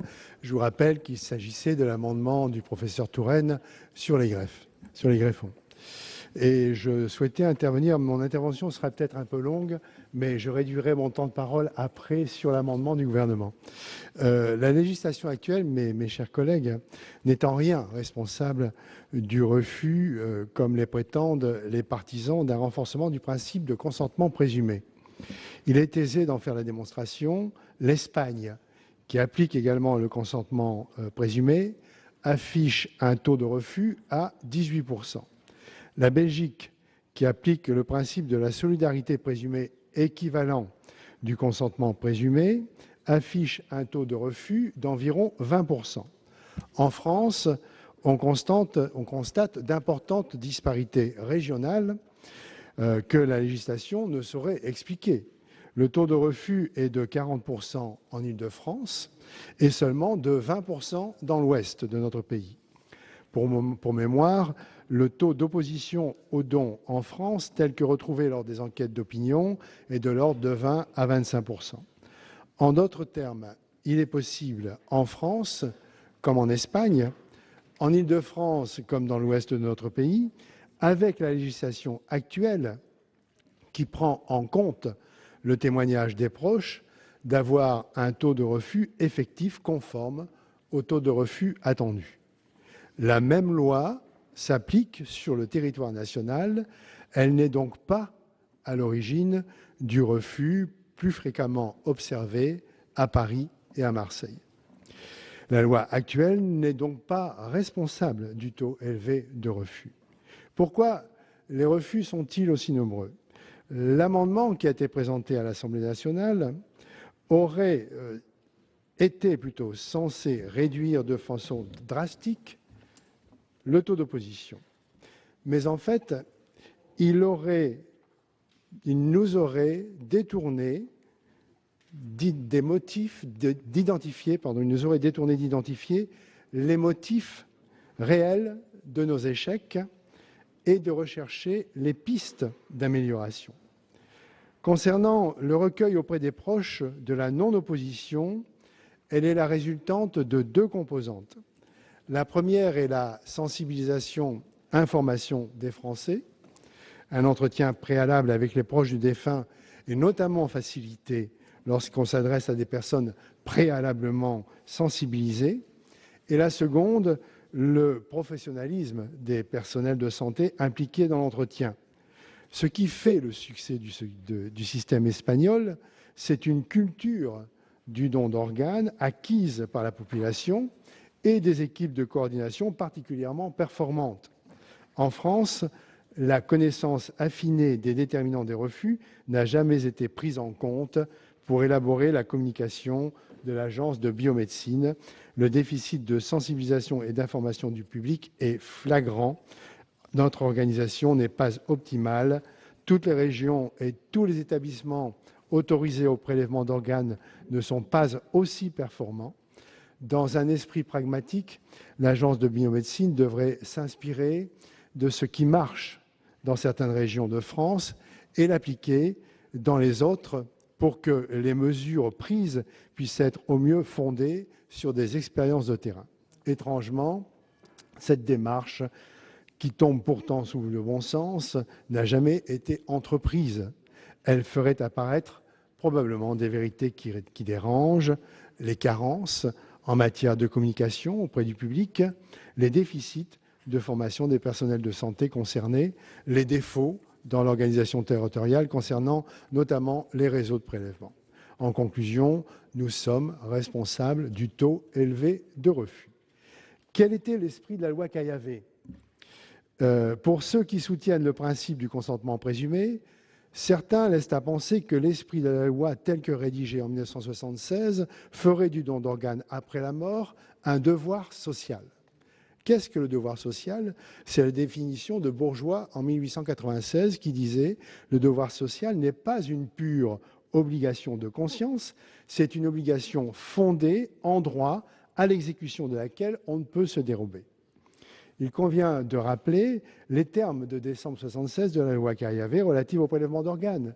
La loi Caillavet dit « Des prélèvements peuvent être effectués à des fins thérapeutiques ou scientifiques sur le cadavre d'une personne n'ayant pas fait connaître de son vivant son refus d'un tel prélèvement. » Les décrets 78-501 du 31 mars 1978, pris pour l'application de cette loi de décembre 1976 relative au prélèvement d'organes, ne prévoyaient pas de limitation aux modalités d'expression d'un éventuel refus au don et par là même de faire respecter son intégrité corporelle après la mort. La personne qui entend s'opposer à un prélèvement sur son cadavre peut exprimer son refus par tout moyen. En conclusion, l'esprit de la loi Caillavet, c'est la présomption de solidarité volontaire, pas de solidarité imposée. Peut-on exclure le témoignage des proches? Et j'ai terminé bientôt, Madame la Présidente. Si l'accord des proches n'est pas légalement requis, leur acceptation, adhésion, approbation, acquiescement, aval est nécessaire. Il est illusoire de croire que le don d'organes puisse relever d'une obligation, contrainte ou injonction. Comme il est noté dans le bilan d'application de la loi de bioéthique d'octobre 2008 par l'Agence de biomédecine elle-même, et je cite, « En pratique, et quel que soit le régime de consentement express ou présumé, tous les pays s'assurent également de la non-opposition des familles. » À notre connaissance, et on a fait des recherches approfondies, au niveau européen, sauf à inclure la Russie, aucun pays de ce niveau européen ne pratique de prélèvement d'organes en cas d'opposition des familles. Si la non-opposition des proches comme préalable au don d'organes est la règle dans tous les pays démocratiques appliquant le principe du consentement présumé en l'absence d'inscription de la personne décédée sur un éventuel registre des refus, c'est que sans doute une application stricte du consentement présumé a été jugée comme non souhaitable. En conclusion, le prélèvement d'organes, selon nous, ne saurait être imposé. Merci, Monsieur le Président, rapporteur Milon. Donc, nous passons à l'article 46 ter, un amendement du gouvernement 1258. Madame la ministre. Oui, merci Madame la Présidente. Mesdames, Messieurs les sénateurs, Monsieur le Président rapporteur, vous me permettrez de rebondir sur vos derniers mots. Parce que autant le débat sur le prélèvement d'organes est un débat difficile qui touche à ce que nous pouvons avoir de plus intime de rapport à la mort de nos proches, non pas la nôtre, que nous avons vue dans d'autres débats, mais celle de nos proches. Autant il faut savoir, il faut préciser de quoi nous parlons. Et nous ne parlons pas d'obligation contrainte, à aucun moment. L'amendement, et je vais revenir sur ce qu'il est précisément, l'amendement qui vous est proposé, qui est de rétablir ce qui a été adopté à l'initiative du gouvernement à l'Assemblée nationale, ne porte en aucun cas sur une obligation de don de ces organes. Je veux dire, si quelqu'un avait cette idée-là, je serais la première à la combattre. On ne peut évidemment pas imposer à qui que ce soit de donner ses organes après sa mort. Donc le débat n'est absolument pas celui-là. Le débat, au fond, il résulte de ce que vous avez d'ailleurs indiqué de façon assez précise. C'est que nous vivons, comme beaucoup de pays européens, sous l'empire, si j'ose dire, d'une loi, la loi Caillavet, qui n'est pas celle d'autres pays européens, mais qui a instauré le même principe, qui est celui du consentement présumé. Et donc, ce qui est intéressant, c'est qu'après les débats à l'Assemblée nationale, un certain nombre de personnes m'ont dit « Mais pourquoi avez-vous mis en place le consentement présumé ?» C'est-à-dire que nos concitoyens étaient, et sont encore pour la grande majorité d'entre eux, convaincus que la règle ou la loi qui s'applique en France, c'est celle de « qui ne dit mot ne consent pas ». Et d'où la nécessité d'aller voir la famille. Mais la vérité, la réalité que nous connaissons bien, nous, ici, c'est que la règle, la loi, c'est le consentement présumé. Mais à côté de cela, il y a un autre ensemble de pratiques et de règles morales, ai-je envie de dire, de pratiques qui renvoient au fait qu'aucun médecin, aucun centre de prélèvement ne va prélever une personne décédée contre l'avis de la famille. Et donc, nous nous retrouvons avec d'un côté un principe qui est celui du consentement présumé, et de l'autre, un autre principe, même s'il n'est pas législatif, qui est celui de la nécessité de dialogue avec la famille, sauf cas, et encore, où le décédé, la personne décédée, a exprimé de la manière la plus claire qui soit qu'elle souhaite être donneuse, qui arrive. Bon. Et donc, tout le débat, au fond, il est de savoir comment on arrive à concilier ces deux ensembles de principes. Pour faire face à cela, pour faire face aux besoins de greffons, un député qui porte le même nom que moi, mais qui n'est pas moi, voilà, un député a déposé un amendement dont la rédaction est apparue rugueuse et a provoqué des réactions, notamment dans le milieu médical et du côté des familles. Cet amendement-là n'est pas celui que je vous propose et n'est pas le texte qui a été adopté par l'Assemblée nationale. Il a été profondément modifié à l'initiative du gouvernement pour bien mettre en évidence la place des familles, la consultation nécessaire des familles, ce qui ne figurait pas dans l'amendement proposé par le député.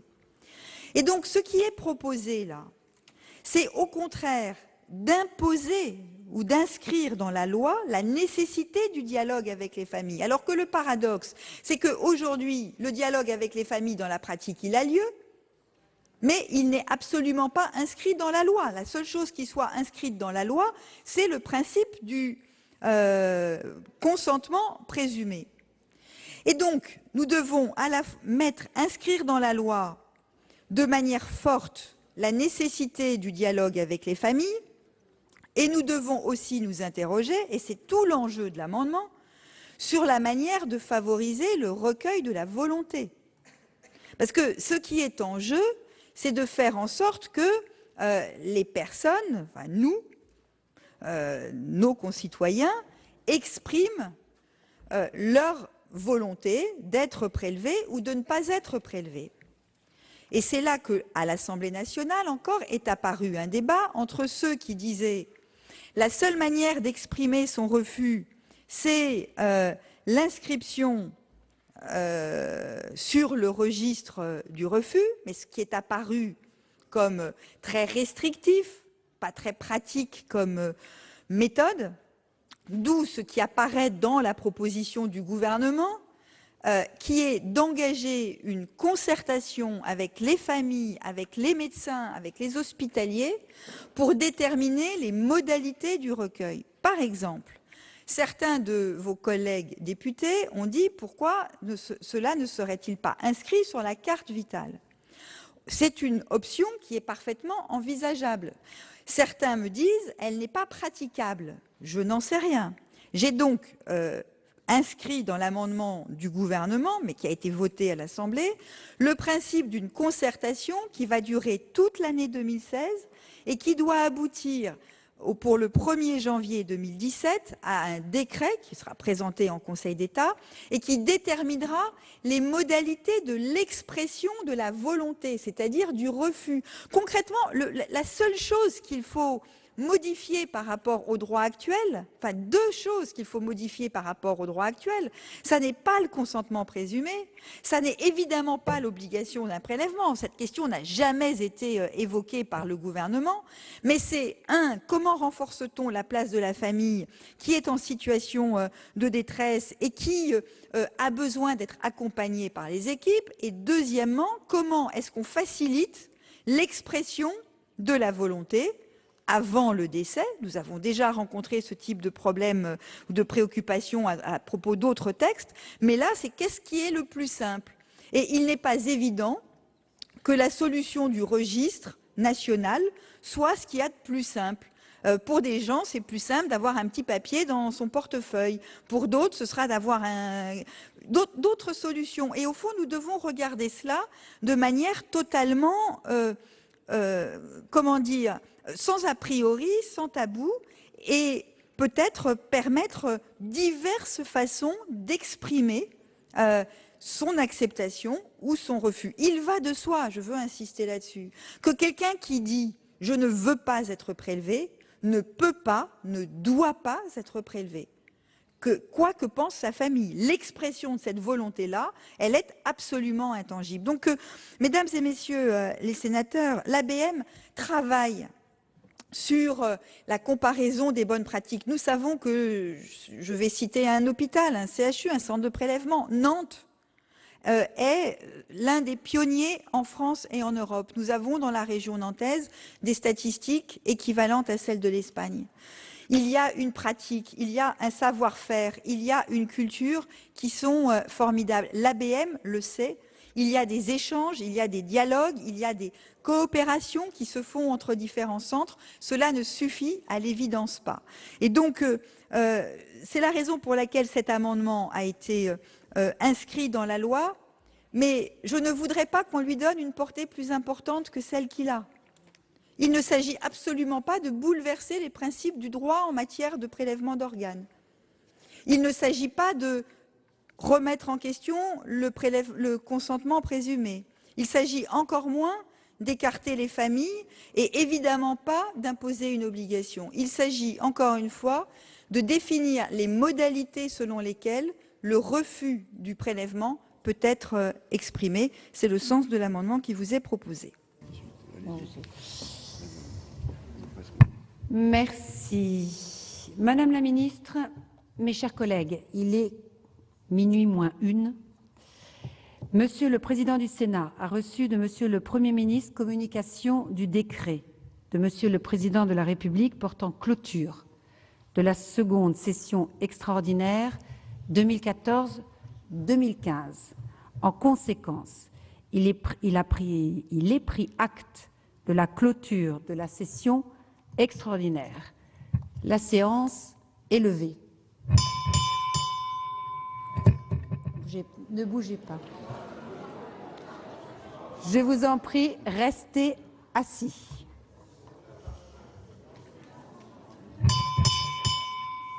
La séance est ouverte. Madame la ministre, mes chers collègues, en application de l'article 28 de la Constitution, la session ordinaire 2015-2016 est ouverte. L'ordre du jour appelle la suite de la discussion du projet de loi adopté par l'Assemblée nationale après engagement de la procédure accélérée de modernisation de notre système de santé. Je vous propose de siéger jusqu'à au moins 0h30 afin d'avancer l'examen de ce texte et d'éviter de siéger vendredi, en tout cas vendredi soir. Et en tout cas, peut-être même vendredi, tout dépendra de la longueur des débats. La séance sera alors suspendue pour reprendre à 10h30 demain matin. S'il n'y a pas d'observation, il en est ainsi décidé. Il n'y a pas d'observation. Le nouveau règlement s'applique. Le temps de parole ne change pas puisque nous l'avons déjà appliqué. Mais si vous parlez du temps de présence, oui, il s'applique. Je n'ai pas d'autres demandes d'observation. Monsieur Vassel, je vous en prie. À ce stade, puisqu'on va changer nos règlements à partir du 1er octobre, puisque le président du Sénat nous a adressé une jolie lettre dans ce sens, pour protester une nouvelle fois, et là je le fais devant l'hémicycle, sur les conditions dans lesquelles nous travaillons. Lorsque Philippe Séguin était président de l'Assemblée nationale, nous sommes allés à Versailles pour modifier la Constitution et pour supprimer les deux sessions, la session de printemps et la session d'automne, pour la transformer en une session unique. Et les engagements qui avaient été pris à l'époque, c'était de dire, 1, il n'y aura plus de séance de nuit, et 2, on ne siégera plus ni les lundis ni les vendredis. Et on devait concentrer nos travaux sur le mardi, mercredi et jeudi. Or, il n'en est rien.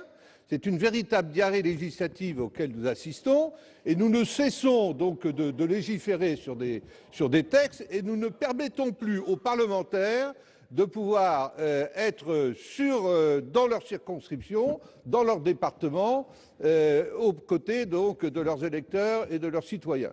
Donc je souhaite, Madame la Présidente, que l'on puisse tirer quand même un jour ou l'autre des enseignements de tout cela. Certes, le gouvernement fixe l'ordre du jour, mais je pense que nous sommes maîtres quand même de notre emploi du temps et de notre calendrier, et je trouve que le président du Sénat devrait s'y attacher. Monsieur Vassel, je vais me permettre de vous répondre, si vous m'y autorisez, mes chers collègues. C'est vrai que nous avons des conditions de travail qui ne sont pas toujours faciles, mais nous en sommes tous responsables. Le gouvernement, certes, mais nous aussi. Pourquoi? Je vous donne un exemple. Sur ce texte, nous sommes à plus de 1200 amendements. Donc si les uns doivent faire un effort, les autres aussi. Voilà. Je vous dis que si nous siégeons aujourd'hui jour et nuit, nous sommes tous responsables. Voilà. Donc à nous tous, je dis bien nous tous, nous les parlementaires et le gouvernement, de faire un effort. Et à ce moment-là, peut-être qu'on ne siégera pas le lundi, le dimanche, le samedi. Vous avez raison. À nous tous de nous y mettre dans le nouveau règlement. Voilà ce que je voulais dire.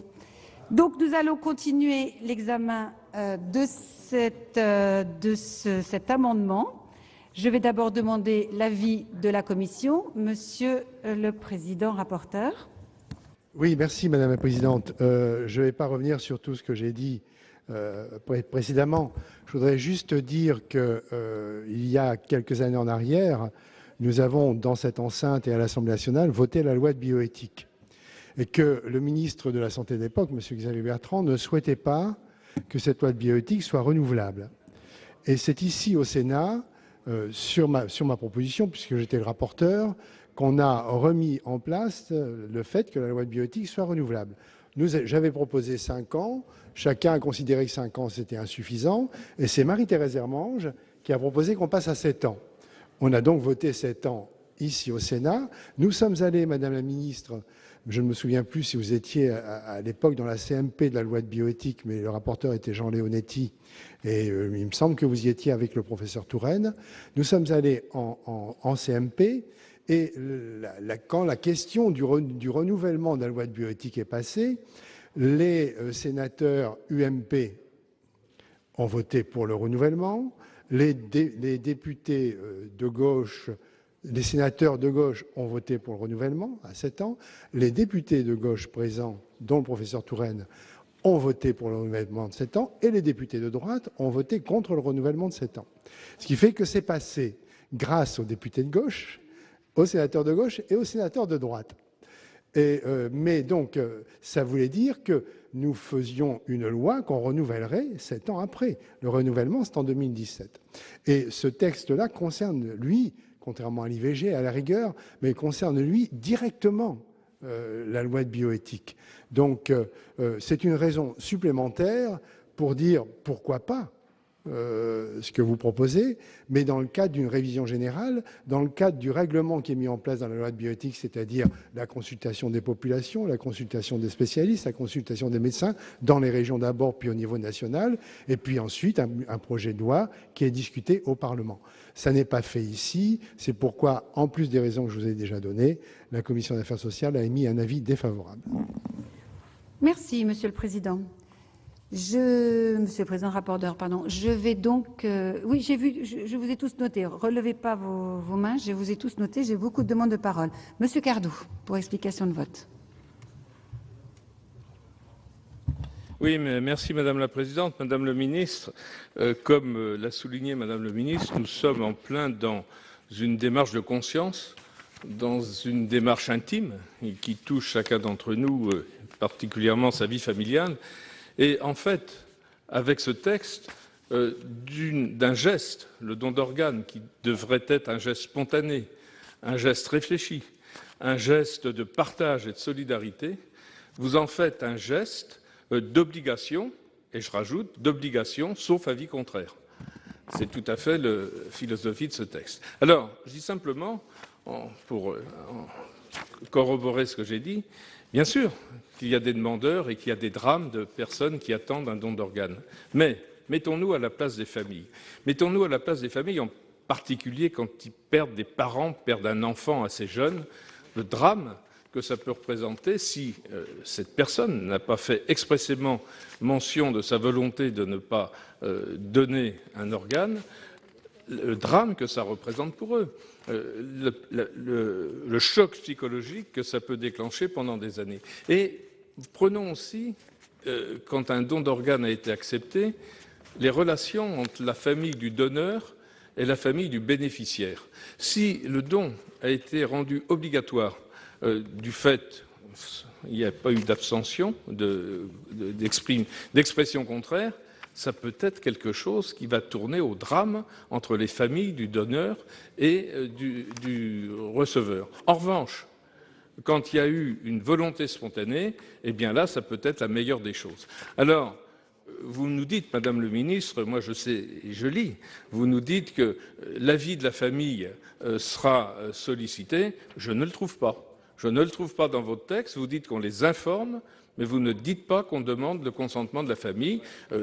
J'avoue que moi je lis ce que vous nous présentez, j'en tire les conséquences. Alors pour terminer, je partage tout à fait les propos de notre président de commission sur les disparités de territoire et sur l'effort d'information que nous devons faire, et je réitère les propositions qui ont été faites à plusieurs reprises, en particulier par notre présidente Isabelle Debré, de trouver un support commun qui pourrait être la carte vitale ou un autre support pour que ces informations puissent être collectées et diffusées, comme par exemple aussi les dispositions de fin de vie ou comme d'autres dispositions en matière de don du sang. Je pense qu'il faut réfléchir là-dessus et entamer avec les professions de santé une démarche de persuasion et de réflexion plutôt que d'essayer d'avancer de la manière dont vous le faites. Cardou, la parole est à Monsieur Lemoine pour explication de vote. Merci beaucoup, Madame la Présidente. Donc, en lisant attentivement l'amendement, je me réfère également au texte existant, qui est le L 1232-1 du Code de la santé publique. Et effectivement, dès 2004, le législateur, finalement, a inscrit une démarche relativement similaire, mais le détail, quand même, doit être regardé dans les mots. Les mots doivent être regardés en détail. Et le code actuel prévoit que si le médecin n'a pas directement connaissance de la volonté du défunt, il doit s'efforcer de recueillir auprès des proches l'opposition au don d'organes, éventuellement exprimée de son vivant, etc., etc. Et là, c'est vrai que dans votre réécriture, on passe donc de la notion de s'efforcer de recueillir auprès des proches l'opposition à directement le médecin informe les proches. Voilà. Et on voit bien qu'il y a quand même un glissement sémantique qui n'est pas neutre. Et par ailleurs, je reconnais que d'autres aspects de l'amendement peuvent effectivement aller dans un bon sens. Vous évoquiez l'idée du registre national qui n'est peut-être pas la seule solution, et c'est vrai que en l'état actuel du Code, c'est la seule mention qui existe. Et de ce point de vue-là, le paragraphe de votre amendement qui évoque le fait que c'est principalement par l'inscription, ce qui sous-entend que d'autres moyens peuvent être regardés, pourrait aller dans le bon sens. Mais c'est vrai que le premier paragraphe sur l'information simple des proches du défunt, malheureusement, fait qu'il est compliqué pour un certain nombre d'entre nous, je pense, de franchir le pas. Et en tous les cas, peut-être que vous gagneriez à élaguer un peu l'amendement pour essayer de faire progresser un petit peu la réflexion, et peut-être qu'on pourrait s'y retrouver. Mais en l'état actuel, tel qu'il est rédigé, c'est vrai que personnellement, je voterai contre. Merci, Monsieur Barbier, pour explication de vote. Oui, Madame la Présidente, chose vient d'être dite. Moi, je vous ai écouté avec beaucoup d'attention, Madame la Ministre. Il me semblait que dans vos propos, vous avez bien précisé qu'on n'irait pas contre l'avis de la famille. C'est ce que vous avez dit il y a quelques minutes. Et effectivement, quand on lit le texte que vous nous présentez, il est simplement dit « le médecin informe les proches » préalablement au prélèvement envisagé. C'est-à-dire que le prélèvement va se faire, donc on informe la famille en disant « voilà, on va prélever ». on ne tient pas compte de l'avis de la famille. Moi, je suis prêt à voter votre amendement si vous le complétez par le fait qu'on informe les proches du défunt et on recherche son consentement pour envisager un prélèvement. Voilà, ça n'a rien à maintenir le texte que nous avons à l'heure actuelle, pratiquement. Et je suis d'avis avec le président de la commission qu'il faudrait peut-être, il y a beaucoup de points qui sont à revoir, renvoyer ça à la révision de la loi de bioéthique. Il y a ce point-là, il y en a d'autres, parce que ça mérite. Et je pense que m'a semblé ressentir dans vos propos que vous étiez quand même très favorable à obtenir le consentement de la famille. Et le texte ne le traduit pas. J'ajoute que, bien entendu, il faut convaincre. Et là, il y a peut-être une action qui est à mener plus importante de la part des services d'urgence, des services de prélèvement, qui ont quelquefois des attitudes très variables au niveau de notre territoire, et c'est un petit peu gênant. Donc, moi, je ne peux pas voter cet amendement, sauf si vous consentez de l'amender en disant qu'on tient compte de l'avis de la famille, c'est tout. Merci, Monsieur Barbier. Madame Génisson, pour explication de vote. Oui, merci Madame la Présidente. C'est un débat passionnant parce que nous sommes dans un débat éthique sur cette question. Et en écoutant à la fois Monsieur le Président rapporteur et Madame la Ministre, je n'ai pas trouvé de divergence dans les propos de l'un et de l'autre. Et Madame la Ministre, en fait, vous avez bien indiqué clairement dans la présentation de l'amendement que vous ouvriez le débat sur le sujet du prélèvement d'organes, et c'est le difficile sujet de faire concorder à la fois le consentement, enfin le sujet du consentement présumé, et bien évidemment l'adhésion de la famille à l'autorisation, enfin à la possibilité d'autoriser le prélèvement d'organes. Pour moi, rien n'est figé aujourd'hui dans l'amendement qui est proposé, même si effectivement la lecture de l'amendement est peut-être un peu sèche. Et si nous étudions cet amendement, et vous l'avez indiqué, Madame la Ministre, dans un contexte difficile, dans la mesure où notre collègue député, le professeur Touraine, remarquable professeur, a été très incisif de par sa volonté d'avoir le plus d'organes possible à greffer dans ses propos. Je crois qu'on a été, comment dire, enfin, on se trouve dans un contexte difficile. Moi, ce que je veux dire, c'est que pour moi, le débat reste ouvert. Nous avons l'année 2016 pour débattre, pour arriver à une décision en 2017 qui correspond d'ailleurs, comme vous l'avez dit, Monsieur le Président rapporteur, à la possible révision des lois de bioéthique. Ce sur quoi je veux insister, c'est que la disparité de résultats que nous obtenons sur notre territoire vient sans doute du fait de la différence de formation des personnels et de la différence des conditions d'accueil des familles concernées.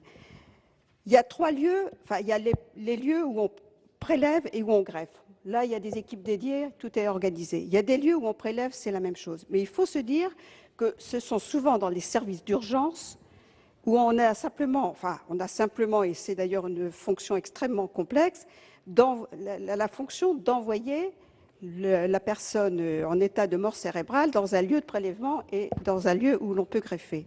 Et là, il faut reconnaître que souvent, nous connaissons tous l'ambiance des services d'urgence qui ne sont pas propices à un climat de respect du désespoir de la famille qui apprend à la fois le décès de la personne et à qui on demande en plus d'autoriser les prélèvements. Je voudrais finir, c'est un sujet compliqué.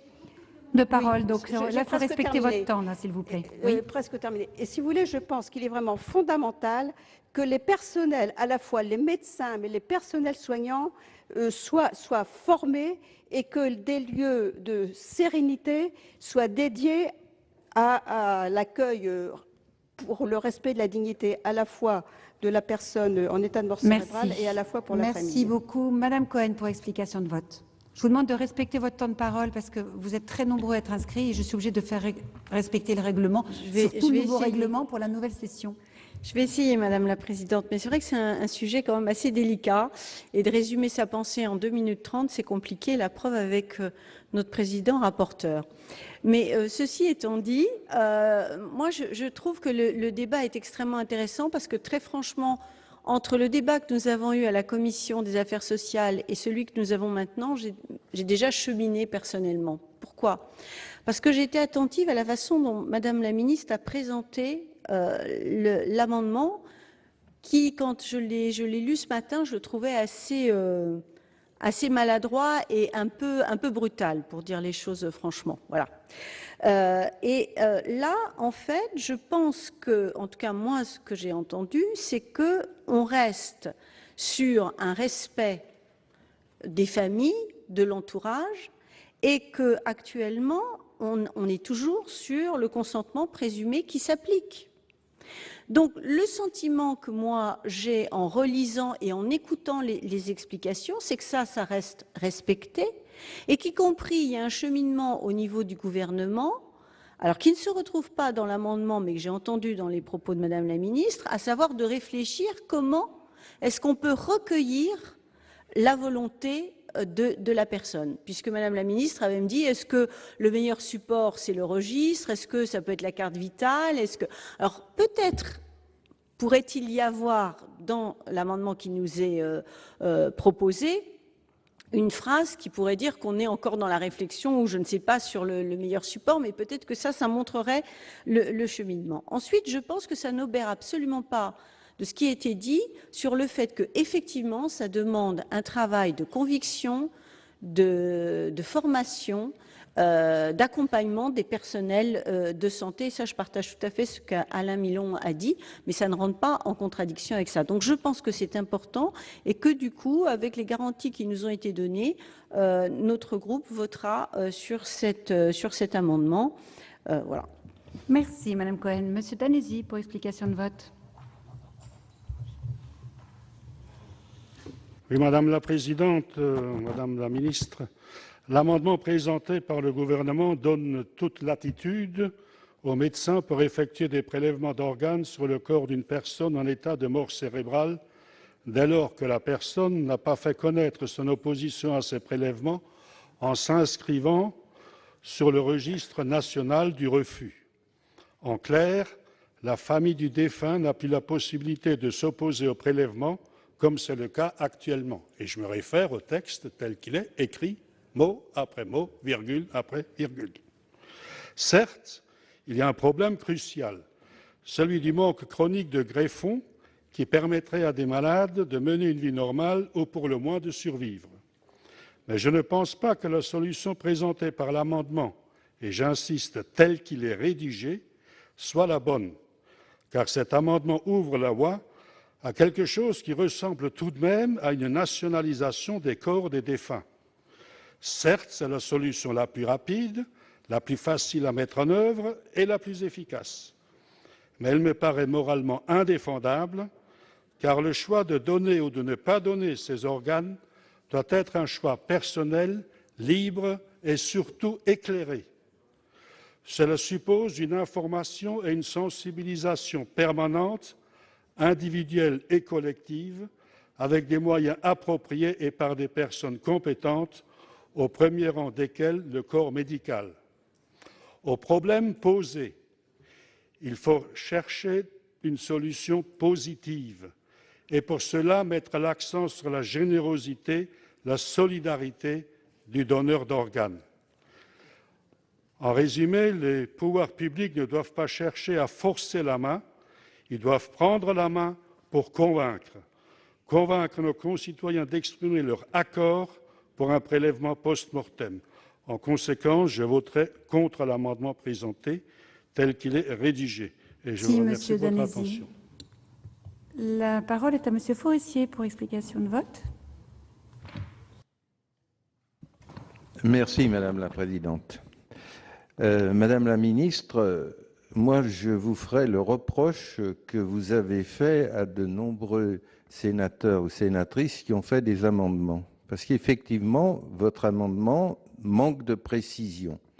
On ne peut pas élaborer un texte de loi aujourd'hui sans parler du consentement de la famille et le conditionner à un hypothétique décret. Pour moi, cet élément aussi essentiel doit figurer dans la loi. Et à partir du moment où il figurerait dans la loi, je la voterai. Et là, je suis au regret de vous dire, Madame la Ministre, que je ne voterai pas cet amendement parce qu'il va contre mes convictions les plus profondes. Merci, mon cher collègue. Monsieur Gabouty, pour explication de vote. Oui, Madame la Présidente, Madame la Ministre, chers collègues, je crois que le but de la loi est à la fois de favoriser le don d'organes et de le faire accepter par les familles, nos concitoyens et au-delà par la société. Il a été fait référence aux familles. Moi, j'estime, et c'est une explication de vote personnelle, que l'acceptation ou le refus ne peuvent pas s'appuyer sur les familles. Ce n'est pas un choix personnel. Et puis, qui est la famille? C'est le conjoint, les enfants, les parents. Donc il y a là une ambiguïté. On voit bien dans un cas malheureusement et douloureusement célèbre de fin de vie, comment une famille peut se déchirer devant les tribunaux. Donc la référence à la famille telle qu'elle est aujourd'hui générera des conflits générationnels, des conflits qui n'ont rien à voir avec le don d'organes. Et il est vrai que très souvent, en fin de vie, pour des personnes où ça dure moins longtemps, lorsqu'un médecin demande s'il faut continuer un traitement, la famille est souvent divisée. Mais elle n'a pas le temps de se faire de procès parce que l'issue fatale intervient avant les tribunaux. Donc je crois que la référence à la famille n'est pas la bonne et qu'il faudrait peut-être rechercher, et peut-être là, dans le cas d'une obligation, une formule qui ne serait sans ambiguïté d'obliger nos concitoyens à se prononcer sur un accord ou sur un refus. Alors, quel que soit le support, mais je veux dire que ce ne soit pas uniquement sur le refus, mais sur l'accord et le refus, qui serait sur la carte vitale dans un certain nombre de cas, ou à voir comment ça peut être complété pour des gens qui n'auraient pas la carte vitale, mais c'est quand même le moyen le plus généralisé. Donc dans la mesure, alors c'est une interprétation, où le gouvernement, dans sa recherche, semble aller dans cette voie, moi je soutiendrai la position du gouvernement. Voilà, vous avez donc pu suivre le vote sur le droit à l'oubli pour les malades du cancer. Ce délai pour accorder le droit à l'oubli pour les pathologies cancéreuses a été ramené à 10 ans et non plus à 15 ans. Vous pouvez revoir ce programme sur notre site internet publicsénat.fr. Et je vous rappelle bien sûr notre nouveau grand rendez-vous avec l'actualité sénatoriale. C'est Sénat 360, cet après-midi à 16h30.